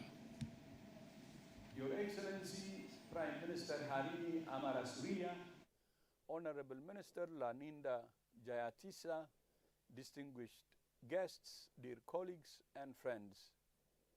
On behalf of the World Health Organization, I extend my warmest congratulations to the government of Sri Lanka and the Ministry of Health and Mass Media. I also congratulate the National Institute of Health Sciences on his remarkable centenary. 100 years ago, a pioneering health unit in Kalutara laid the foundation for one of the most respected public health systems in the world. That model was community-oriented, equity-driven, and among the first of its kind in Southeast Asia. Over a century, NIHS has trained generations of dedicated health professionals. Public health midwives, inspectors, nurses, and medical officers who have carried essential services to communities across Sri Lanka. That workforce is your greatest achievement. Sri Lanka's health outcomes are globally admired, and NIHS has been central to that success. From early collaboration with the Rockefeller Foundation to decades of partnership with WHO, NIHS has shown how national leadership and international cooperation deliver lasting gains. Our partnership is built on shared values and a common commitment to universal health coverage. WHO remains committed to sustaining and deepening that partnership. Strong institutions like NIHS will remain essential for addressing modern and future health challenges, including aging, non-communicable diseases, climate impacts, and more. Sri Lanka's engagement in the Universal Health and Preparedness Review and its progress in implementing the International Health Regulations Monitoring and Evaluation Framework also demonstrate its commitment to transparency, accountability, and preparedness. Congratulations once again on 100 years of distinguished service. Here is to the next century, leading, innovating, and inspiring. I thank you.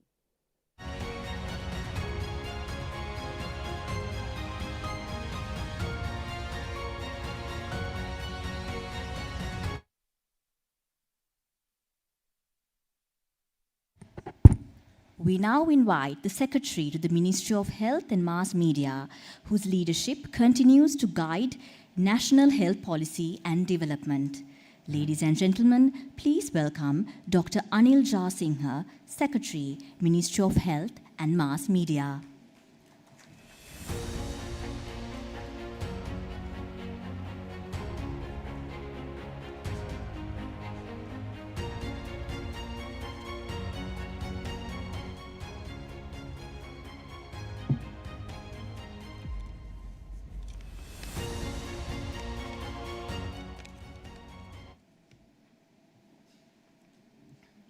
Honorable Dr. Nihs, Member of Parliament,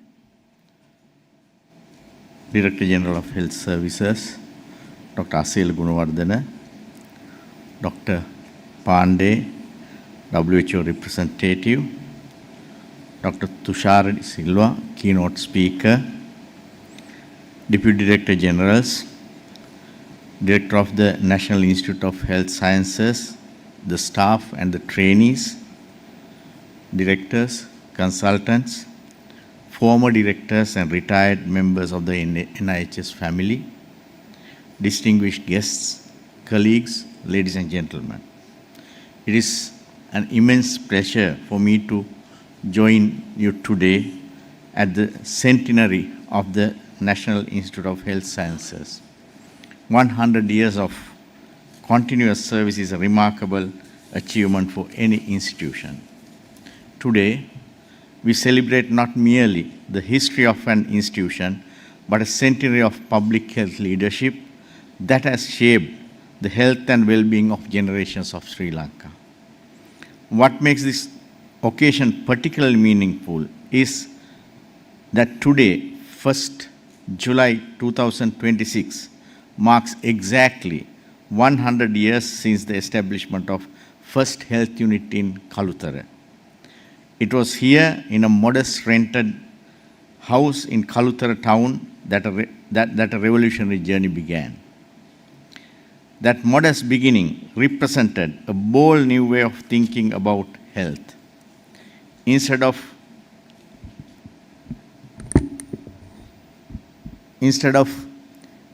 waiting for disease to occur and treating illness after that, after the fact, the founders envisioned a system centered on prevention, sanitation, maternal and child health, community engagement, and health education.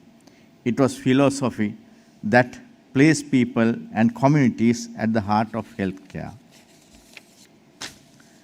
With technical guidance from the Rockefeller Foundation and the visionary leadership of pioneers including Dr. W.P. Jacox and Dr. S.F. Chellappa, the first health unit was established not only as the first of its kind in Sri Lanka, but as one of the earliest and most influential public health institutions in Asia. That single health unit laid the foundation for what would eventually become Sri Lanka's health unit system and the medical office of health system, an organizational model that has served our country with distinction for an entire century. Today, every medical office of health office functioning across Sri Lanka traces its origins back to that pioneering initiative here in Kalutara. As the needs of the nation evolved, so did the institution. In 1928, Kalutara became the country's central training facility for public health personnel. In 1966, it evolved into an Institute of Hygiene, reflecting the expanding scope of public health practice and education. Then, in 1979, following the global emphasis on primary health care inspired by Alma-Ata Declaration, it was transformed into the National Institute of Health Sciences. Each transformation reflected not merely a change of name, but a response to the changing health priorities of a nation. Today, the National Institute of Health Sciences stands as Sri Lanka's premier institution for public health education and training. It remains the only institution dedicated to the systematic training of many of country's essential public health workforce, including medical officers of health, public health inspectors, public health midwives, supervising public health inspectors, supervising public health midwives, and several other public health categories that form the backbone of our preventive health services. When we speak about Sri Lanka's internationally recognized public health achievements, we often refer to our impressive maternal and child health indicators, our immunization program, disease surveillance systems, environmental health initiatives, and rapid responses to public health emergencies. These achievements did not occur by chance. Behind every successful vaccination campaign, every maternal clinic, every outbreak investigation, every food safety inspection, every dengue control program, and every health promotion campaign are dedicated public health professionals. A significant proportion of them have passed through the classrooms, laboratories, and field training programs of this institution. In that sense, NIHS has influenced the health of millions of Sri Lankans, not through direct patient care alone, but by building the competent workforce that serves communities throughout the country. This is perhaps the greatest strength of public health. Hospitals treat illness one patient at a time. Public health prevents illness across entire communities. Institutions like NIHS make that prevention possible by producing the skilled workforce required to protect the health of a nation.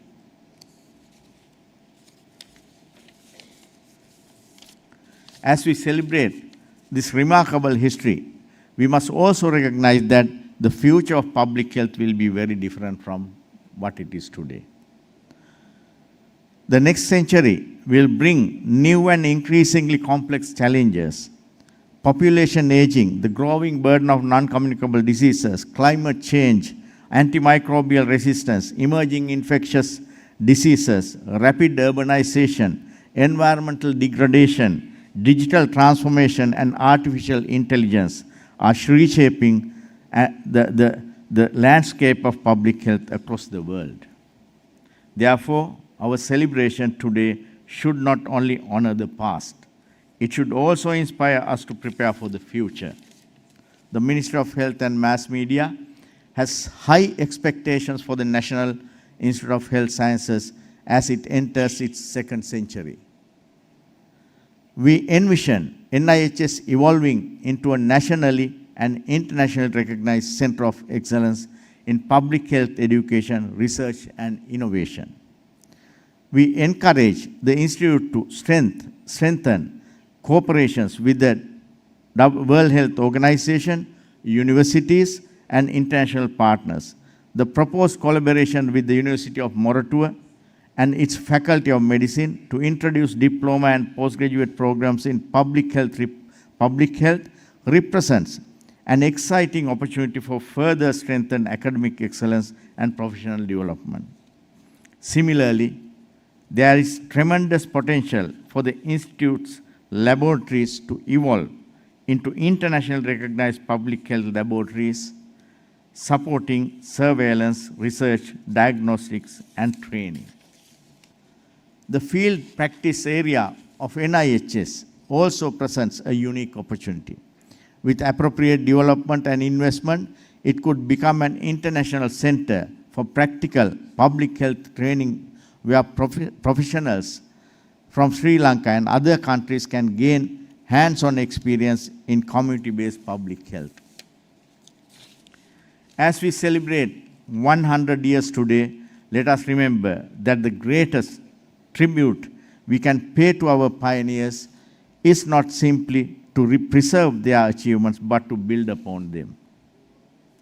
100 years ago, few could have imagined that a small health unit established in rented house in Kalutara would influence every district, every community, and virtually every family in Sri Lanka.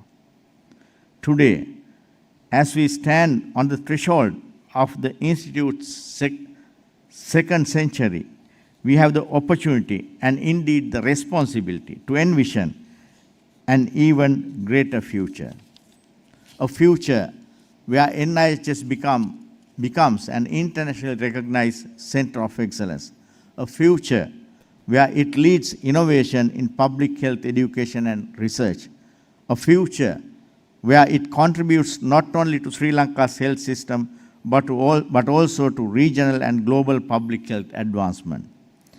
On this historic occasion, I extend my heartfelt congratulations to the director, the former directors, faculty members, administrative staff, technical officers, trainees, alumni, and every individual who has contributed to the remarkable journey of National Institute of Health Sciences over the past 100 years.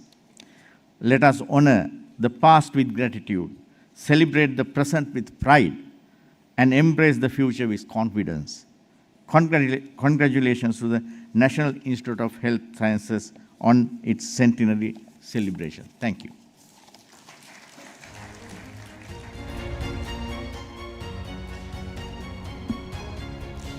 Thank you very much, sir.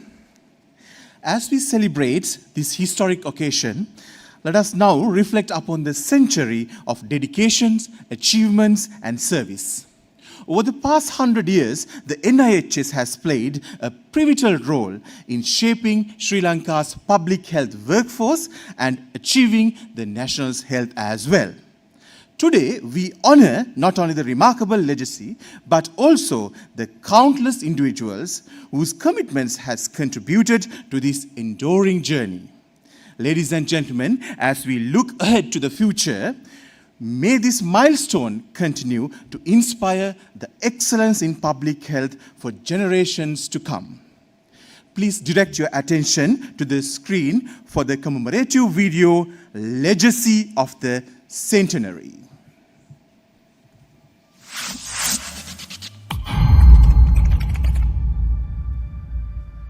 Welcome.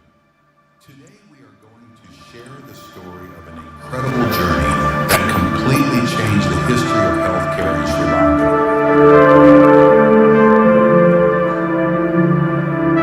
We are celebrating 100 years of hard work, dedication, and amazing transformation.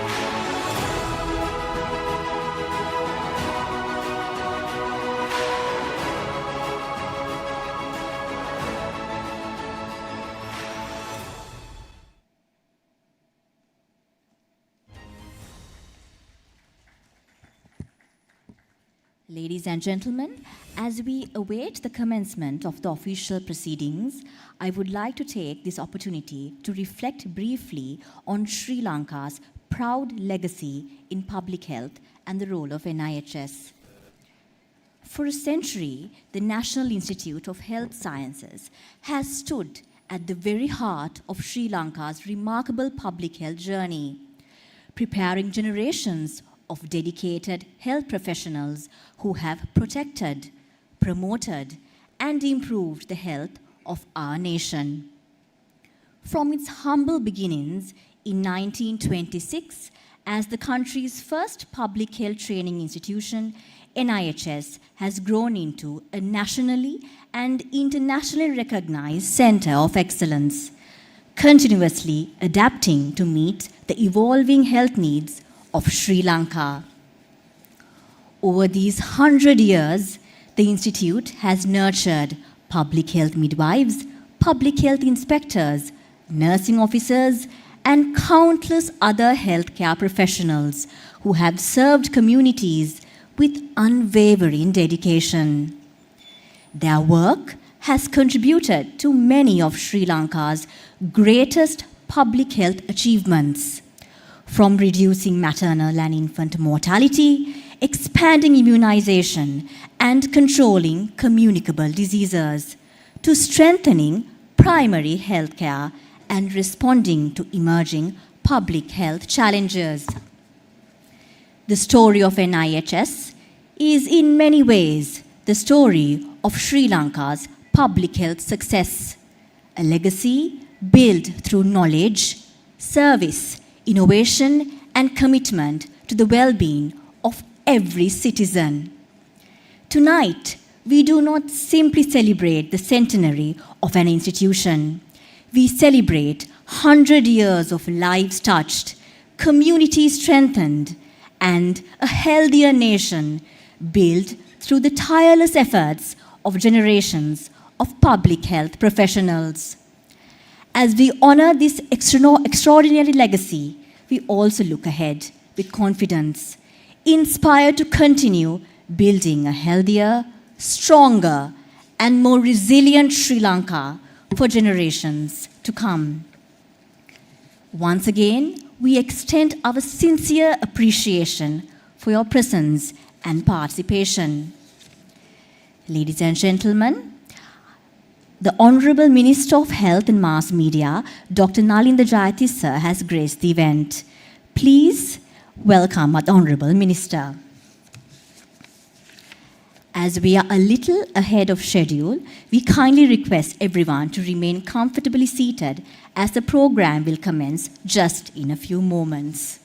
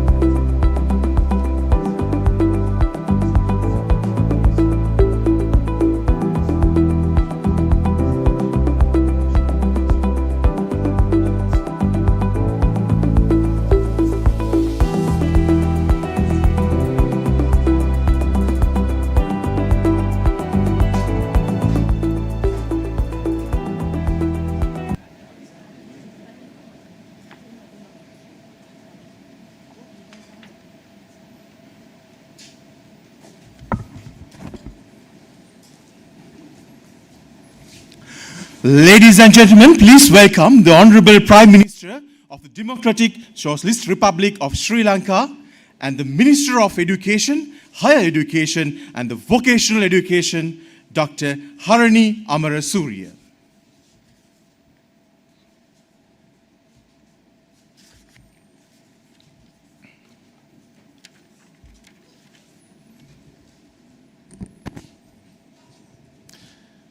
Ladies and gentlemen, we are delighted to present the legacy of a centenary video once again, highlighting the Institute's proud legacy and remarkable achievements.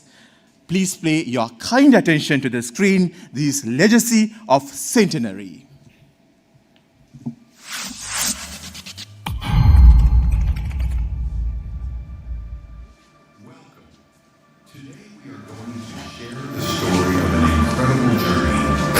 Completely changed the history of healthcare in Sri Lanka.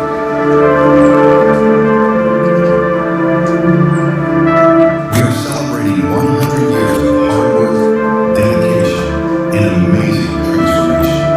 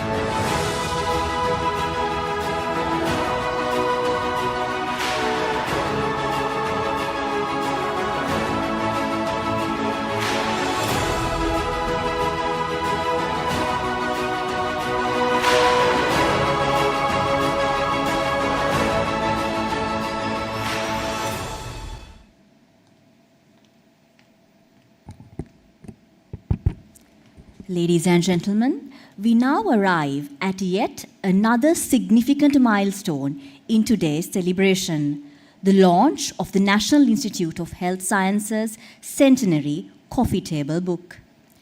Every institution has a story. Some stories are written in documents, some are preserved in photographs, but the greatest stories are written through the lives that have been transformed. Today, we are privileged to witness the launch of a publication that brings together a century of history, achievements, and memories of the National Institute of Health Sciences. Before we officially launch this commemorative publication, we invite you to travel back through time. Please direct your attention to the screen for Legacy of a Centenary, a documentary on the early chapters of the history of the National Institute of Health Sciences.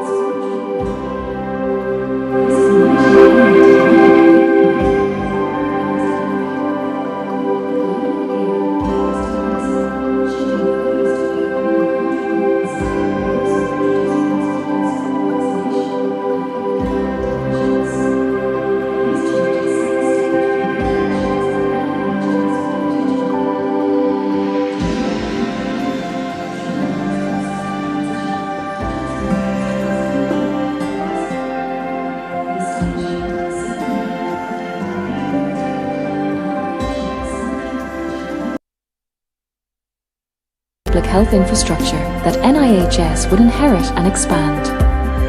The Rockefeller Foundation played a pivotal role in shaping Sri Lanka's public health landscape, leading to a shift from plantation-based interventions to a broader, community-centered approach, setting the stage for the health unit system that would become NIHS's hallmark. In 1926, the first health unit in Sri Lanka was inaugurated in Kalutara. This was made possible by the collaboration between Dr. W.P. Jacobs, representing the Rockefeller Foundation, and Dr. Chalapar, a visionary local medical officer. Together, they combined international expertise with deep local knowledge, creating a model that integrated home visits, midwifery, sanitation, and health education.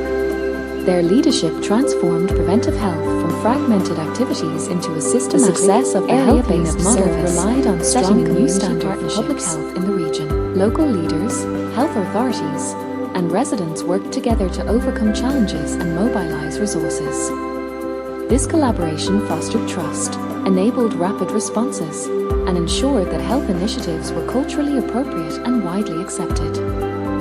A major milestone was the establishment of the first maternity and well baby clinic in 1926 at Koholarner. This clinic, later moved to a permanent location, became a model for maternal and child health services. The ceremonial opening, attended by the acting governor, highlighted the importance of public health and set a precedent for future clinics across the country.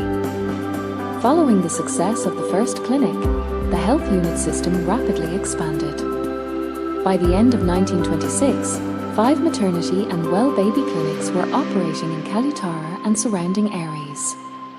These clinics provided essential services to mothers and children, emphasizing preventive care and health education. The expansion demonstrated the effectiveness of the health unit model and its adaptability to different community needs. Kalutara was chosen as the pilot site for the health unit system due to its representative socio-demographic structure, diversity, and strong local support.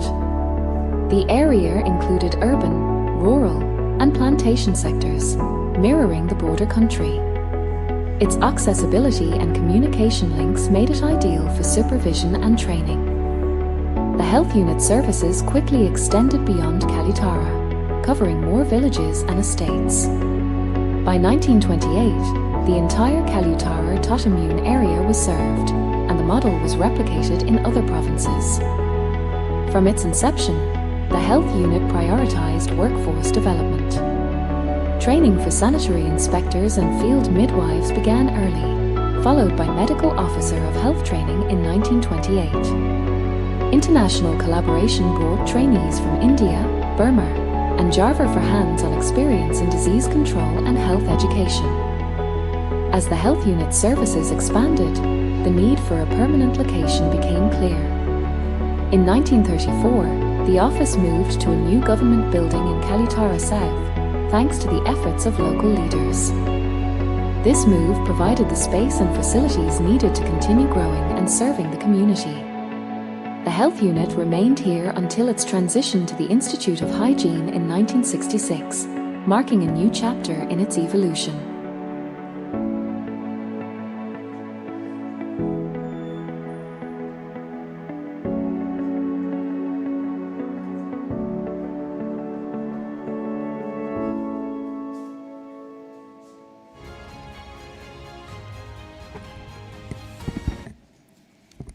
The remarkable journey we just witnessed is now beautifully preserved in Legacy of a Centenary, the story of the National Institute of Health Sciences in shaping primary healthcare in Sri Lanka.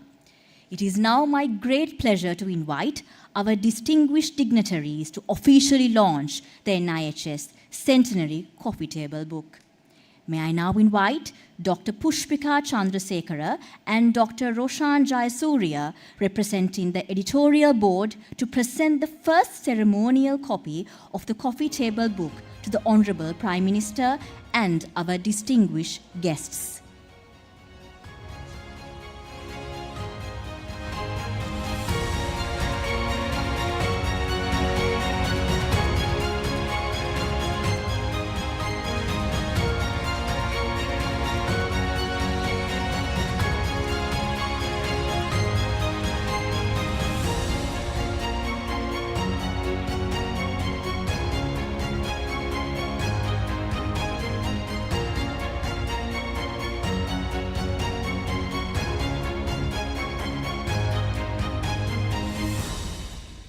Ladies and gentlemen, the NIHS Centenary Coffee Table Book is now officially launched. Please join me in congratulating all those whose dedication and hard work made this remarkable publication possible, preserving a century of excellence for future generations.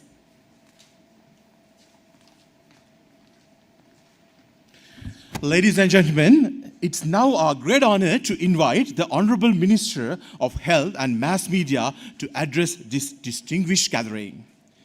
Please warmly welcome Dr. Nalinda Jayatissa, Honorable Minister of Health and Mass Media, for his address.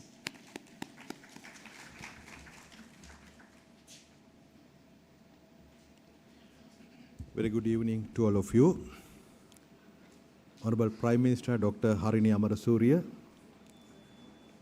Dr. Nihal Abesinghe, Member of Parliament in Kalutara District and former Chief Epidemiologist of Ministry of Health, Dr. Anil Jayasinghe, Secretary to the Ministry of Health and Mass Media, Dr. Asela Gunawardena, Director General of Health Services, Dr. Rajesh Pandey, and Dr. Tushara Fernando, keynote speaker, and Dr. Pradeep Vijayasinghe, Deputy Director General,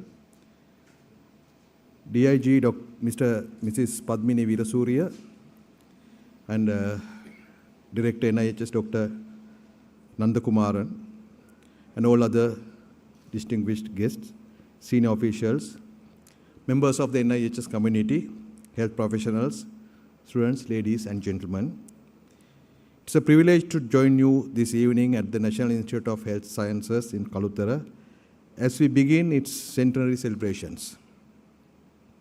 The importance of NIHS cannot be understood only by looking at its buildings, classrooms, or training programs. Its real legacy lives across Sri Lanka in the daily work of the public health service. Sri Lanka's health system has earned respect because we achieved much with limited resources. We reduced maternal and infant mortality, we maintained high immunization coverage, we eliminated malaria, we built disease surveillance systems and a preventive health network that reaches villages, estates, towns and cities. These achievements were made through public policy, committed service and trained health workforce. NIHS has been central to that story. The history of this institute is closely linked to the history of preventive health care in Sri Lanka. Long before primary health care became a global movement after the Alma-Ata Declaration of 1978, Sri Lanka knew that preventing disease is better, cheaper, and more human than treating illness after it has taken hold. Since the establishment of the health unit system in 1926, with the pioneering work of Dr. Chellappa and Dr. Jacobs, this institution has grown into the National Institute of Health Sciences. It has trained generations of public health midwives, public health inspectors, medical officers of health, public health laboratory technicians, medical laboratory technologists, pharmacists, and many others who form the backbone of our preventive health services. But we cannot stop there. The health challenges faced in Sri Lanka are changing. Non-communicable diseases now account for much of our illness and death. Mental health needs are rising. Climate change is creating new risks. Population aging is changing the way we must deliver care.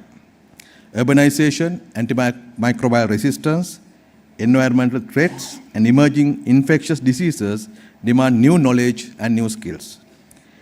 The second century of NIHS must therefore be a century of renewal. As Sri Lanka's leading public health training institution, NIHS must continue to modernize its curricula, strengthen practical and simulation-based learning, expand digital education, encourage research and innovation, and build stronger links with universities, professional bodies, international organizations, and regional public health institutions. NIHS should also become a regional center of excellence. Sri Lanka has valuable lessons to share from its long experience in primary health care. At the same time, we must remain open to new evidence, new technology, and better ways of serving our people. The Ministry of Health and Mass Media remains committed to supporting this transformation. Investment in infrastructure, technology, faculty development, research and modern teaching methods is not merely institutional support. It is an investment in the future health of the nation. To the young health professionals here today, I want to say this: you are entering one of Sri Lanka's finest traditions of public service.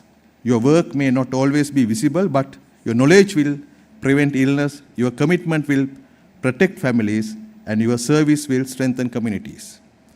As we begin the second century of the NIHS, let us renew our commitment to primary health care, prevention, equity, innovation and service. May NIHS continue to guide Sri Lanka's public health journey with knowledge, discipline and compassion. Congratulations on this historic milestone. May the next century bring even greater service to the people of Sri Lanka. ගරුවගමැතුමිය ඇතුළු සියලුම සම්භාවනීය අමුත්තන් සහ ජාතික සෞඛ්‍ය විද්‍යාලයට නියෝජනය කරන වර්තමානයේ කටයුතු කරන සහ එහි ඉතිහාසයට හිමිකම් කියන ඔබ සියලු දෙනාගෙන්ම අවසරයි. අපි ඉන්නේ ඊටාම වැදගත් සම්දිස්ථානයක. මම සතුටටපත් වෙනවා.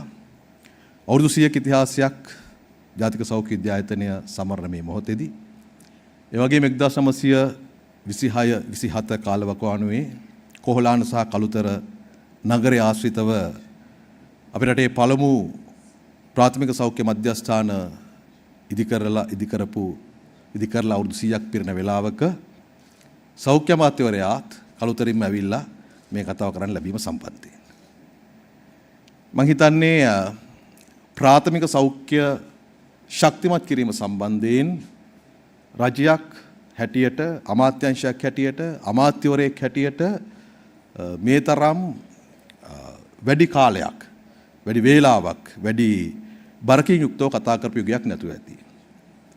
මිට අවුරුදු 100කට කලින් සෞඛ්‍ය ශාස්ත්‍රයේ හඳුනාගත්තේ දැවැන්ත පිම්ම කාලානුරූපීව ඉදිරියට අරගෙන යාම සඳහා අපේ අමාත්‍යාංශය හැටියට මේ ප්‍රාථමික සෞඛ්‍ය ශක්තිමත් කිරීම වෙනුවෙන් ඉතාම අධික වෙහෙසක් දරනවා.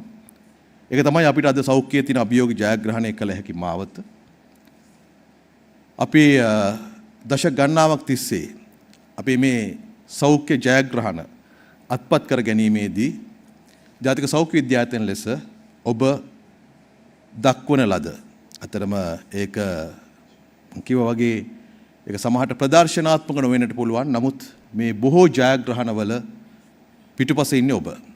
මේ ලබා දෙන පුහුණුව, මේ ලබා දෙන ආකල්ප සංවර්ධනය, මේ ලබා දෙන නවෝත්පාදනය, මේ ලබා දෙන තාක්ෂණය ඒ සියල්ල විසින් අපේ මහජන සෞඛ්‍ය කණ්ඩායම් කොතරම් ශක්තිමත් වෙලා තිබෙනවද? ඒ මහජන සෞඛ්‍ය කණ්ඩායම් විසින් අපේ සෞඛ්‍යයේ කොතරම් ජයග්‍රහණ අත්පත් කළ දීලා තිබෙනවද කියන එක අද ලෝකයේම අගයීමකට ලක් වෙනවා. සෞඛ්‍ය අමාත්‍යවරයා හෝ සෞඛ්‍ය අමාත්‍යාංශ හැටියට හෝ රට හැටියට අපි ලෝකයේ ලෝක සෞඛ්‍ය සංවිධානයේ ඉදිරිපිටදී හෝ කොහේ හරි ලබා ගන්නා ජයග්‍රහණයක් අගයීමක් පිටුපස සිටින්නේ ඔබ ඇතුළු පරම්පරා කීපයක් කරන ලද මහඟු කැපකිරීමේ ප්‍රතිඵලයක්. අද විශිෂ්ටත්වය අත්පත් කරගෙන තිබෙනවා. තවත් NHS එකට අපේ ජාතික සෞඛ්‍ය විද්‍යාලයට ජාත්‍යන්තර විශිෂ්ටත්වය අත්පත් කර ගැනීම සඳහා බොහෝ දුරක් යා යුතුව තිබෙනවා. ඉතින් මේ අවුරුදු 100 සැමරුම අපි ඒ සඳහා හොඳ නිමිත්තක් කරගමු. ඒ වගේම මම මේලා කියන්න කැමතියි මේ අපි අද ජීවත් වෙන මේ භූමිය සෞඛ්‍ය සම්බන්ධයෙන් ඊටම වැදගත් සහ අපිට විශාල අවස්ථා ගානක් අත්පත් කළ දෙන තැනක්. අපිට දැන් තිබෙනවා මිට යාබදව ශික්ෂණ රෝහලක් මහාචාර්ය ඒකකයක් සහිතව. අපිට තිබෙනවා ලෝකෙ පිළිගත් ආයතනයක් ඔබගේ ජාතික සෞඛ්‍ය විද්‍යායතනය. මේ අතරේ අපි අගමැතිතුමියත් ඉන්න වෙලාවේ මම හිතනවා අපිට කරන්න පුළුවන්කම ලැබෙවි. මේ අවුරුදු ඉවර වෙන කලින් අපි මොරටු විශ්වවිද්‍යාලයේ වෛද්‍ය පීඨය සඳහා මුල්ගල් තැබීමකුත් මේ ආසන්නයේ සිදු කරනවා. ඉතින් මේ සියලු කාරණා එකතු වුණාට පස්සේ හෙල්ත් ස්ක්වයර් එකක් හැටියට ඕනනම් අපිට සලකන්නත් පුළුවන්. ඒ සියල්ල එකතු වුණාම අපිට ශික්ෂණ රෝහලක්, සෞඛ්‍ය විද්‍යායතනයක්, වෛද්‍ය පීඨයක් එක්ක ඊටාම හොඳ අවස්ථා මේ ප්‍රදේශයට හිමි වෙනවා. ඒක අපිට කළුතර දිස්ත්‍රික්කයට නොවේ, මේ රටට පමණක් නෙවෙයි ලෝකෙටම වැදගත් වෙන දායාදයක්. අනේ දායාද හිමි වෙමින් පවතින වේලාවකදී ඔබ වසර 100ක් තුල අරගෙන ආපු මේ විශිෂ්ටත්වය ඉදිරියට අරගෙන යන්නට ඔබට සුබ පැතුම් එකතු කරනවා. මම දන්නවා ඔබ හැමදාම මේ වෙනුවෙන් මහන්සි වෙන අය. මේ සියවස් සමරව සංවිධානය කිරීම වෙනුවෙන් ඔබ කොතරම් මහන්සි වුණාද කියන එක පුද්ගලික ඇමතුරට මම දන්නවා. ඉතින් ඒ විශිෂ්ටත්වය ඔබේ සාමූහිකත්වය පිළිබඳව යලි යලිත් අපගේ ගෞරවය පිරිනමමින් විශේෂයෙන්ම මේ උත්සවය වර්ණවත් කිරීම සඳහා සහ මේ ඓතිහාසික අවස්ථාව බවට පත් කිරීම සඳහා මේ ස්ථානයට පැමිණි අපේ ගරු අගමැතිතුමිය ඔබතුමියට බොහොම ස්තුතියි. මේ පැමිණීම සම්බන්ධයෙන් එසේනම් මේ කටයුතු සාර්ථක වෙන්න කියලා ප්‍රාර්ථනා කරමින් මම නතර වෙනවා. බොහොම ස්තුතියි. Thank you very much, sir. May I kindly ask you to remain on this stage for a while, please? Ladies and gentlemen, to commemorate this historic event, a special commemorative stamp has been issued. On behalf of the Postmaster General, I cordially invite Mr. Lanka De Silva, the Director of Philatelic Bureau, Mr. Viraj Fernando, the Publicity Officer of a Philatelic Bureau, as well as the other officials of the Department of Posts.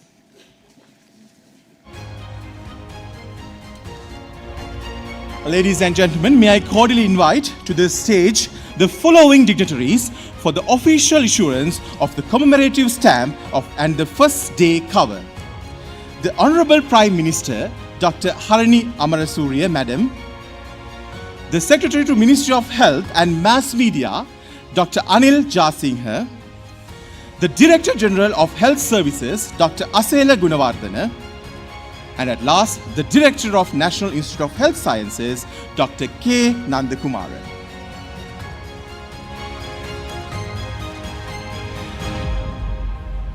The first century of the National Institute of Health Sciences has played a pivotal role in strengthening the Sri Lanka's public health system by training generations of professionals. To commemorate this historic centenary, we are honored to witness the official launch of the NIHS Centenary Commemorative Postage Stamp and the first day cover. It is issued by the Department of Posts of Sri Lanka, featuring the iconic NIHS main administrative building. This commemorative stamp symbolizes the institution's enduring contribution to develop Sri Lanka's primary healthcare workforce. Ladies and gentlemen, now we are witnessing the first day cancellation as well as the authentication marking for the first day of issue.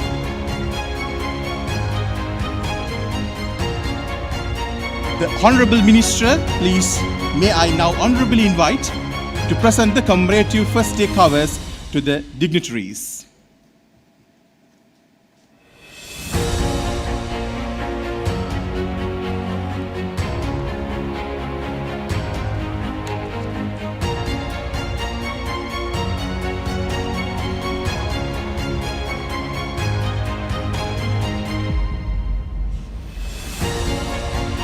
Ladies and gentlemen, this commemorative stamp and the first day cover will stand as enduring symbol of century of excellence in public health education, service and preserving the remarkable legacy of NIHS.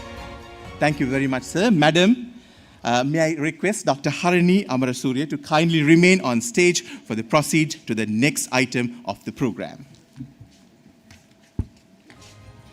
It is now our greatest privilege to invite the chief guest of today's ceremony. Ladies and gentlemen, please join with me in warmly welcoming the Honorable Prime Minister and Minister of Education, Higher Education and Vocational Education, Dr. Harini Amarasuriya, to address this centenary celebration. Thank you very much. Minister of Health and Mass Media, Dr. Nalinda Jayatissa, Secretary to the Ministry of Health, Director of the National Institute of Health Sciences, delegates from WHO and other partner organizations, academics, health professionals, alumni and guests, members of Parliament, dear friends. Very good evening to all of you. I'm really honored and pleased to be here today at the inauguration of the Centenary Congress of the National Institute of Health Sciences. I extend greetings to all those gathered here today to commemorate this very important and historic occasion to celebrate 100 years of service to the health and well-being of the people of Sri Lanka. I think if there is, one of the things that we can be really proud of in modern Sri Lanka, our tendency is when we talk about things that we can be proud of in Sri Lanka, we have to go back a few centuries to really think of things that we are proud of. But I think if we think about modern Sri Lanka, one of the things that we can be really proud of is our health system.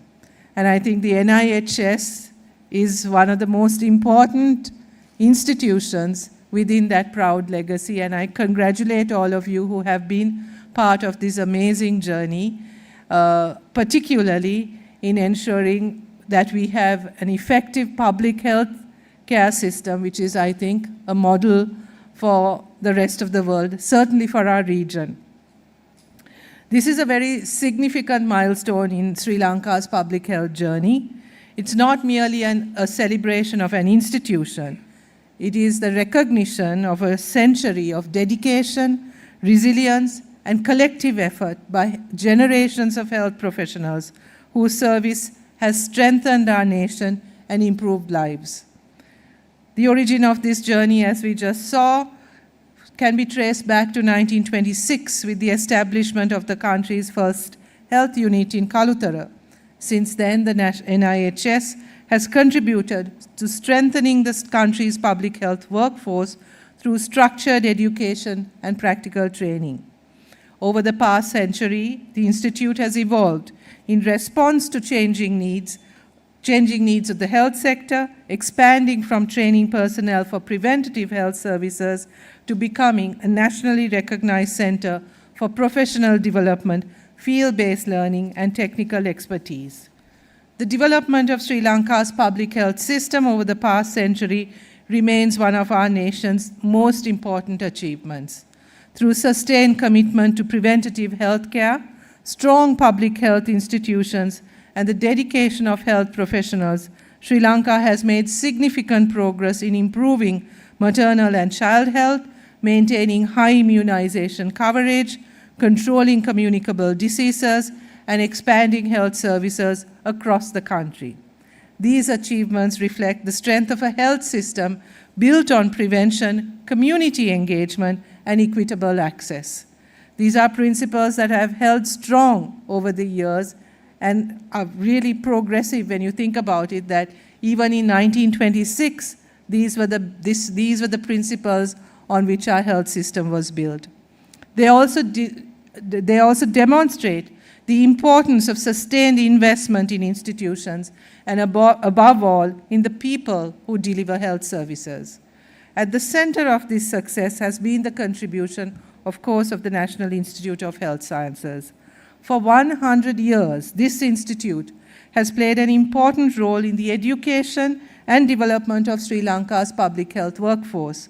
Thousands of health professionals trained here have gone on to serve communities across the country, strengthening preventative health care and public health delivery in every province. The contribution of this institute extends beyond technical training. It has helped shape professionals who understand that healthcare is not only about knowledge and skills, but also about responsibility, integrity, ethics, and service to society. As our health sector continues to evolve, we must recognize that excellence in healthcare is defined not only by professional competence, but also by the values that guide those who serve. Every health professional carries a responsibility to uphold accountability, respect human dignity, and remain committed to the well-being of the people they serve. These values remain the foundation of public trust in our health system. When public trust in many institutions deteriorated, public trust in our health institutions have remained strong, and that is mainly due to the competence, the professionalism, and the integrity of those who are working within this sector. While we look back with pride, we must also prepare for the challenges ahead. The health sector today operates in an increasingly complex global environment.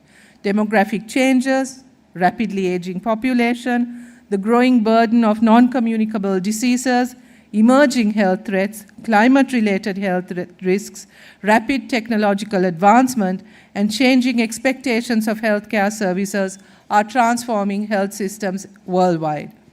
These challenges require a new level of preparedness.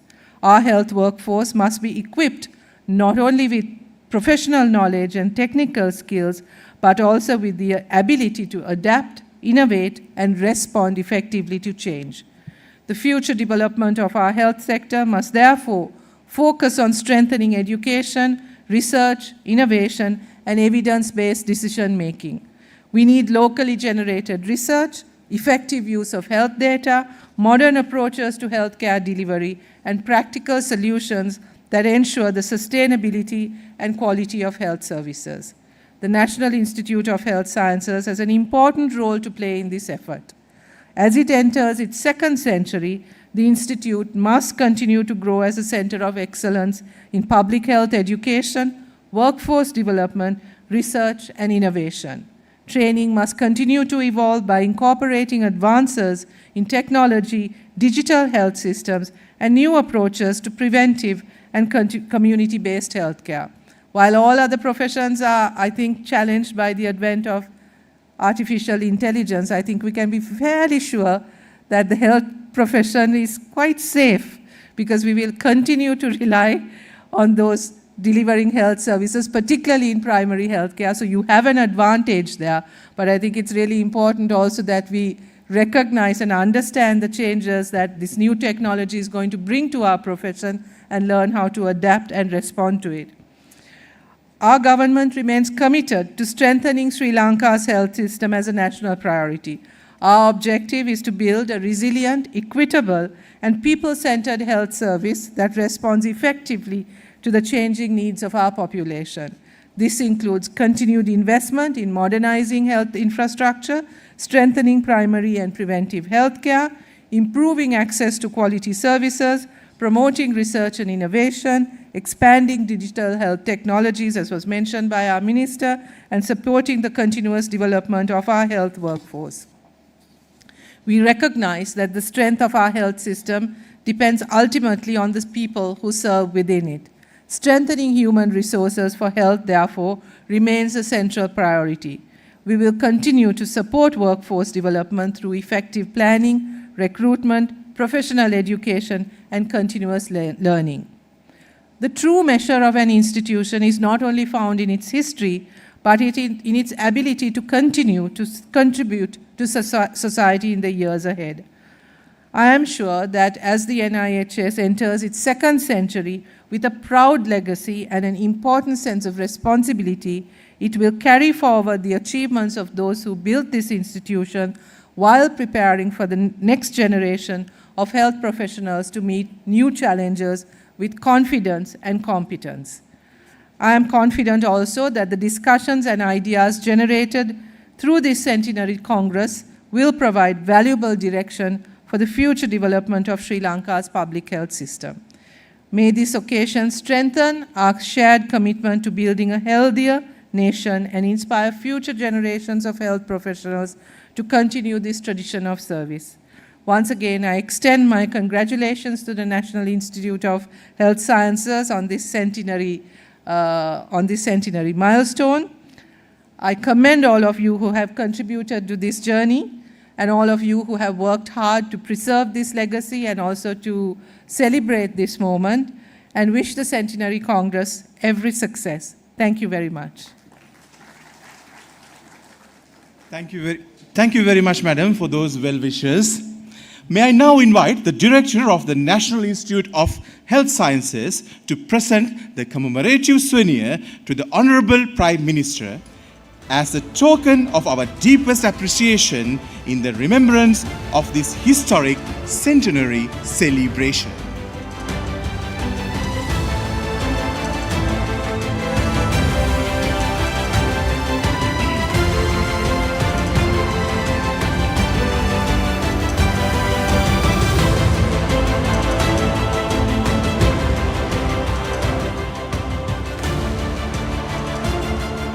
Thank you very much, Madam.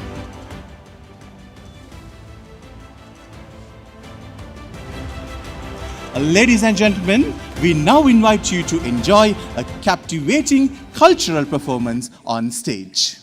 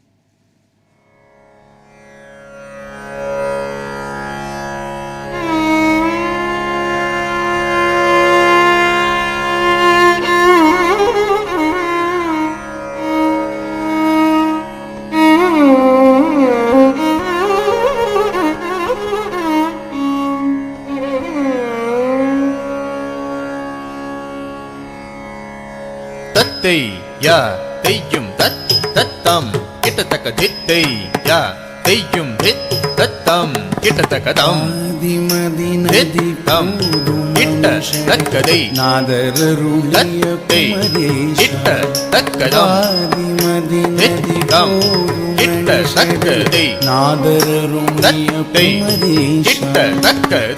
தித்தம் கிட்ட தக்கதை தத்தை கிட்ட தக்கதம் தித்தம் கிட்ட தக்கதை தத்தை கிட்ட தக்கதம் தித்தம் கிட்டத்தக்கதை தத்தை கிட்டத்தக்கதம் தித்தம் கிட்டத்தக்கதை தத்தை கிட்டத்தக்கதம் தித்தம் கிட்டத்தக்கதை தத்தை கிட்டத்தக்கதம் தித்தம் கிட்டத்தக்கதை தத்தை கிட்டத்தக்கதம் திதம் தத்தி கிட்டத்தக்கதை தத்தை தத்தி கிட்டத்தக்கதம் திதம் தத்தி கிட்டத்தக்கதை தத்தை தத்தி கிட்டத்தக்கதம் திதம் தத்தி கிட்டத்தக்கதை தத்தை தத்தி கிட்டத்தக்கதம் திதம் தத்தி கிட்டத்தக்கதை தத்தை தத்தி கிட்டத்தக்கதம் திதம் தத்த கிட்டத்தக்கதை தத்தை தத்தை கிட்டத்தக்கதம் திதம் கிட்டத்தக்கதை தத்தை கிட்டத்தக்கதம் தித்தம் கிட்டத்தக்கதை தத்தை கிட்டத்தக்கதம் தித்தம் கிட்டத்தக்கதை தத்தை கிட்டத்தக்கதம் தித்தம் கிட்டத்தக்கதை தத்தை கிட்டத்தக்கதம் தித்தம் கிட்டத்தக்கதை தத்தை கிட்டத்தக்கதம் திதம் தத்தி கிட்டத்தக்கதை தத்தை தத்தி கிட்டத்தக்கதம் திதம் தத்தி கிட்டத்தக்கதை தத்தை தத்தி கிட்டத்தக்கதம் திதம் தத்தி கிட்டத்தக்கதை தத்தை தத்தி கிட்டத்தக்கதம் திதம் தத்தி கிட்டத்தக்கதை தத்தை தத்தி கிட்டத்தக்கதம் திதம் தத்தி கிட்டத்தக்கதை தத்தை தத்தி கிட்டத்தக்கதம் திதம் தத்தி கிட்டத்தக்கதை தத்தை தத்தி கிட்டத்தக்கதம் திதம் தத்தி கிட்டத்தக்கதை தத்தை தத்தி கிட்டத்தக்கதம் திதம் தத்தி கிட்டத்தக்கதை தத்தை தத்தி கிட்டத்தக்கதம் திதம் கிட்டத்தக்கதை தத்தை கிட்டத்தக்கதம் தித்தம் கிட்டத்தக்கதை சூழவர் தத்தை கிட்டத்தக்கதம் தித்தம் கிட்டத்தக்கதை தத்தை கிட்டத்தக்கதம் தித்தம் கிட்டத்தக்கதை தத்தை கிட்டத்தக்கதம் தித்தம் கிட்டத்தக்கதை தத்தை கிட்டத்தக்கதம் தித்தம் கிட்டத்தக்கதை தத்தை கிட்டத்தக்கதம் திதம் தத்தி கிட்டத்தக்கதை தத்தை தத்தி கிட்டத்தக்கதம் திதம் தத்தி கிட்டத்தக்கதை தத்தை தத்தி கிட்டத்தக்கதம் திதம் தத்தி கிட்டத்தக்கதை தத்தை தத்தி கிட்டத்தக்கதம் திதம் தத்தி கிட்டத்தக்கதை தத்தை தத்தி கிட்டத்தக்கதம் திதம் தத்தி கிட்டத்தக்கதை தத்தை தத்தி கிட்டத்தக்கதம் திதம் தத்தி கிட்டத்தக்கதை தத்தை தத்தி கிட்டத்தக்கதம் திதம் தத்தி கிட்டத்தக்கதை தத்தை தத்தி கிட்டத்தக்கதம் திதம் தத்தி கிட்டத்தக்கதை தத்தை தத்தி கிட்டத்தக்கதம் திதம் தத்தி கிட்டத்தக்கதை தத்தை தத்தி கிட்டத்தக்கதம் திதம் தத்தி கிட்டத்தக்கதை தத்தை தத்தி கிட்டத்தக்கதம் திதம் தத்தி கிட்டத்தக்கதை தத்தை தத்தி கிட்டத்தக்கத சித்தக்கிட்டஜம் தத்த சித்தக்கிட்டஜம் தக்கத்தஜம் தத்தி தத்திக்கிட்டதும் தக்கத்த திங்கிட்டதும் தக்க திக்குத்த திங்கிட்டதும் தானி மலை த்ருக்குட்டக்க தக்க த்ருக்குட்டக்க த்ருக்குட்டக்க த்ருக்குட்டக்க தக்க த்ருக்குட்டக்க த்ருக்குட்டக்க த்ருக்குட்டக்க தக்க த்ருக்குட்டக்க த்ருக்குட்டக்க தல்லம் தும் தக்கத்தக்கதும் தத்தை பெருமாளே தெய்யும் தத்தம் கிட்டத்தக்கதம் பெருமாளே பெருமாளே பெருமாளே.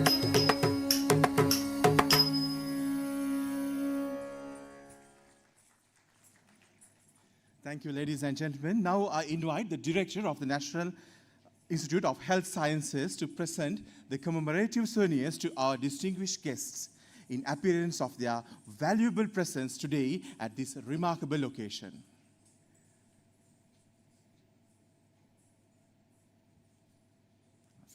Sir, we will start giving the tokens, starting with Honorable Minister of Health and Mass Media, Dr. Nalinda Jayati, sir.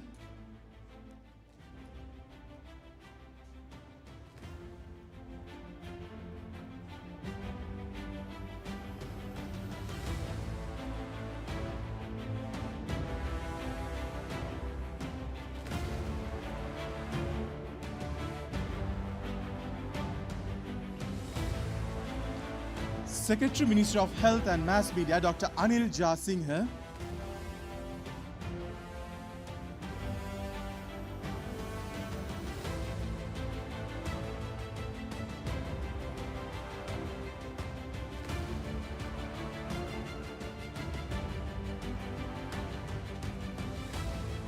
Director General of Health Services, Dr. Asela Gunawardana.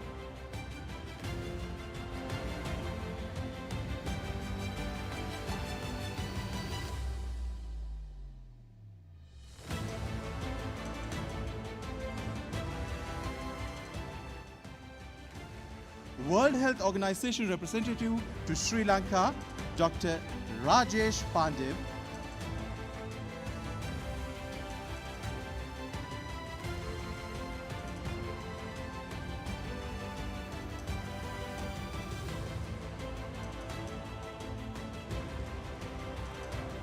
And our keynote speaker today, Dr. Tushara Fernando.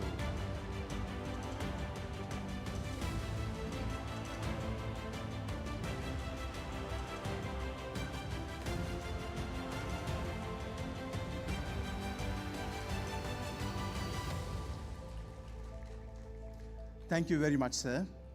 Ladies and gentlemen, now we invite you to witness a vibrant southern Naga Guru Raksha dance, a traditional Sri Lankan folk performance.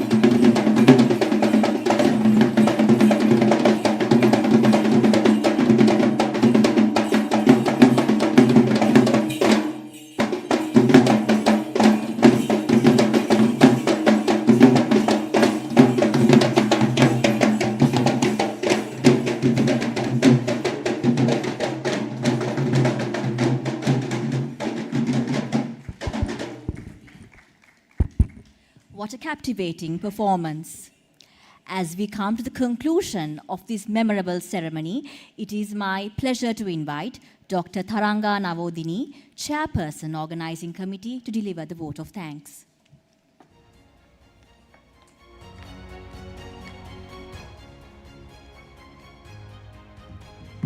Good evening, everybody. Honorable Prime Minister, Minister of Health, and all the international representatives, Secretary to Health, DGHS, and all the distinguished guests, and Director NIHS, and all the NIHS team. Before winding up the inaugural session, it is my privilege to deliver the vote of thanks on behalf of the organizing committee. First and foremost, I would like to express my heartfelt, sincere gratitude to Honorable Prime Minister for making your valuable time to be with us today, gracing this memorable occasion. And also, I would like to extend my heartfelt thanks to Honorable Minister Dr. Nalinda Jayatissa for your valuable presence as well as continued encouragement and the support throughout the event. Our sincere appreciation goes to representatives of WHO for their generous financial support for making this event success. And also I extend my thanks to all other international agencies for your continued collaboration, partnership, and participation in this memorable event. Also, my sincere thanks goes to Secretary to the Health Ministry, Dr. Anil Jasinghe, and all the additional secretaries, and Director General of Health Services, Dr. Asela Gunawardena, and all the Deputy Director Generals, Directors, for your leadership, guidance, and continued support throughout this event and for the institution. And I extend my thanks to all who participated, represented all the universities, professional colleges, and all the non-health institutions from as Postmaster General, Mayor, District Secretary, and the DIGs. And my special thanks goes to Dr. Tushara Fernando, outstanding public health professional. You spend your time for your inspiring speech, which added value to this occasion. And I would like to acknowledge and pay my gratitude to past health secretaries, past directors, deputy directors, consultants who for your unwavering dedication and support to uplift the health system. So all your dedication, now we entertain the fruits of your expertise and dedication. And special thanks goes to Director NIHS and all my team who has done a marvelous job behind the scene. Actually, all these successes because of all your dedication and commitment. Finally, I would like to thank all of you who participated this event and supported us throughout past few months to make this success. In different ways, big or small, your support is very valuable. Finally, thank you all and wish you all a successful and rewarding conference ahead. And wish the NIHS has new direction from this beginning of this century. So this concludes the inaugural session of NIHS Scientific Congress. Thank you.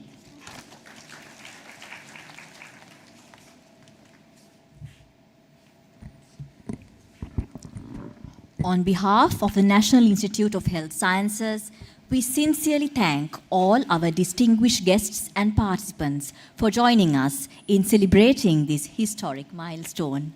Ladies and gentlemen, we now cordially invite everyone to the NIHS canteen for refreshments. We wish you a pleasant evening and thank you once again for being a part of this centenary inauguration ceremony. Thank you and good night.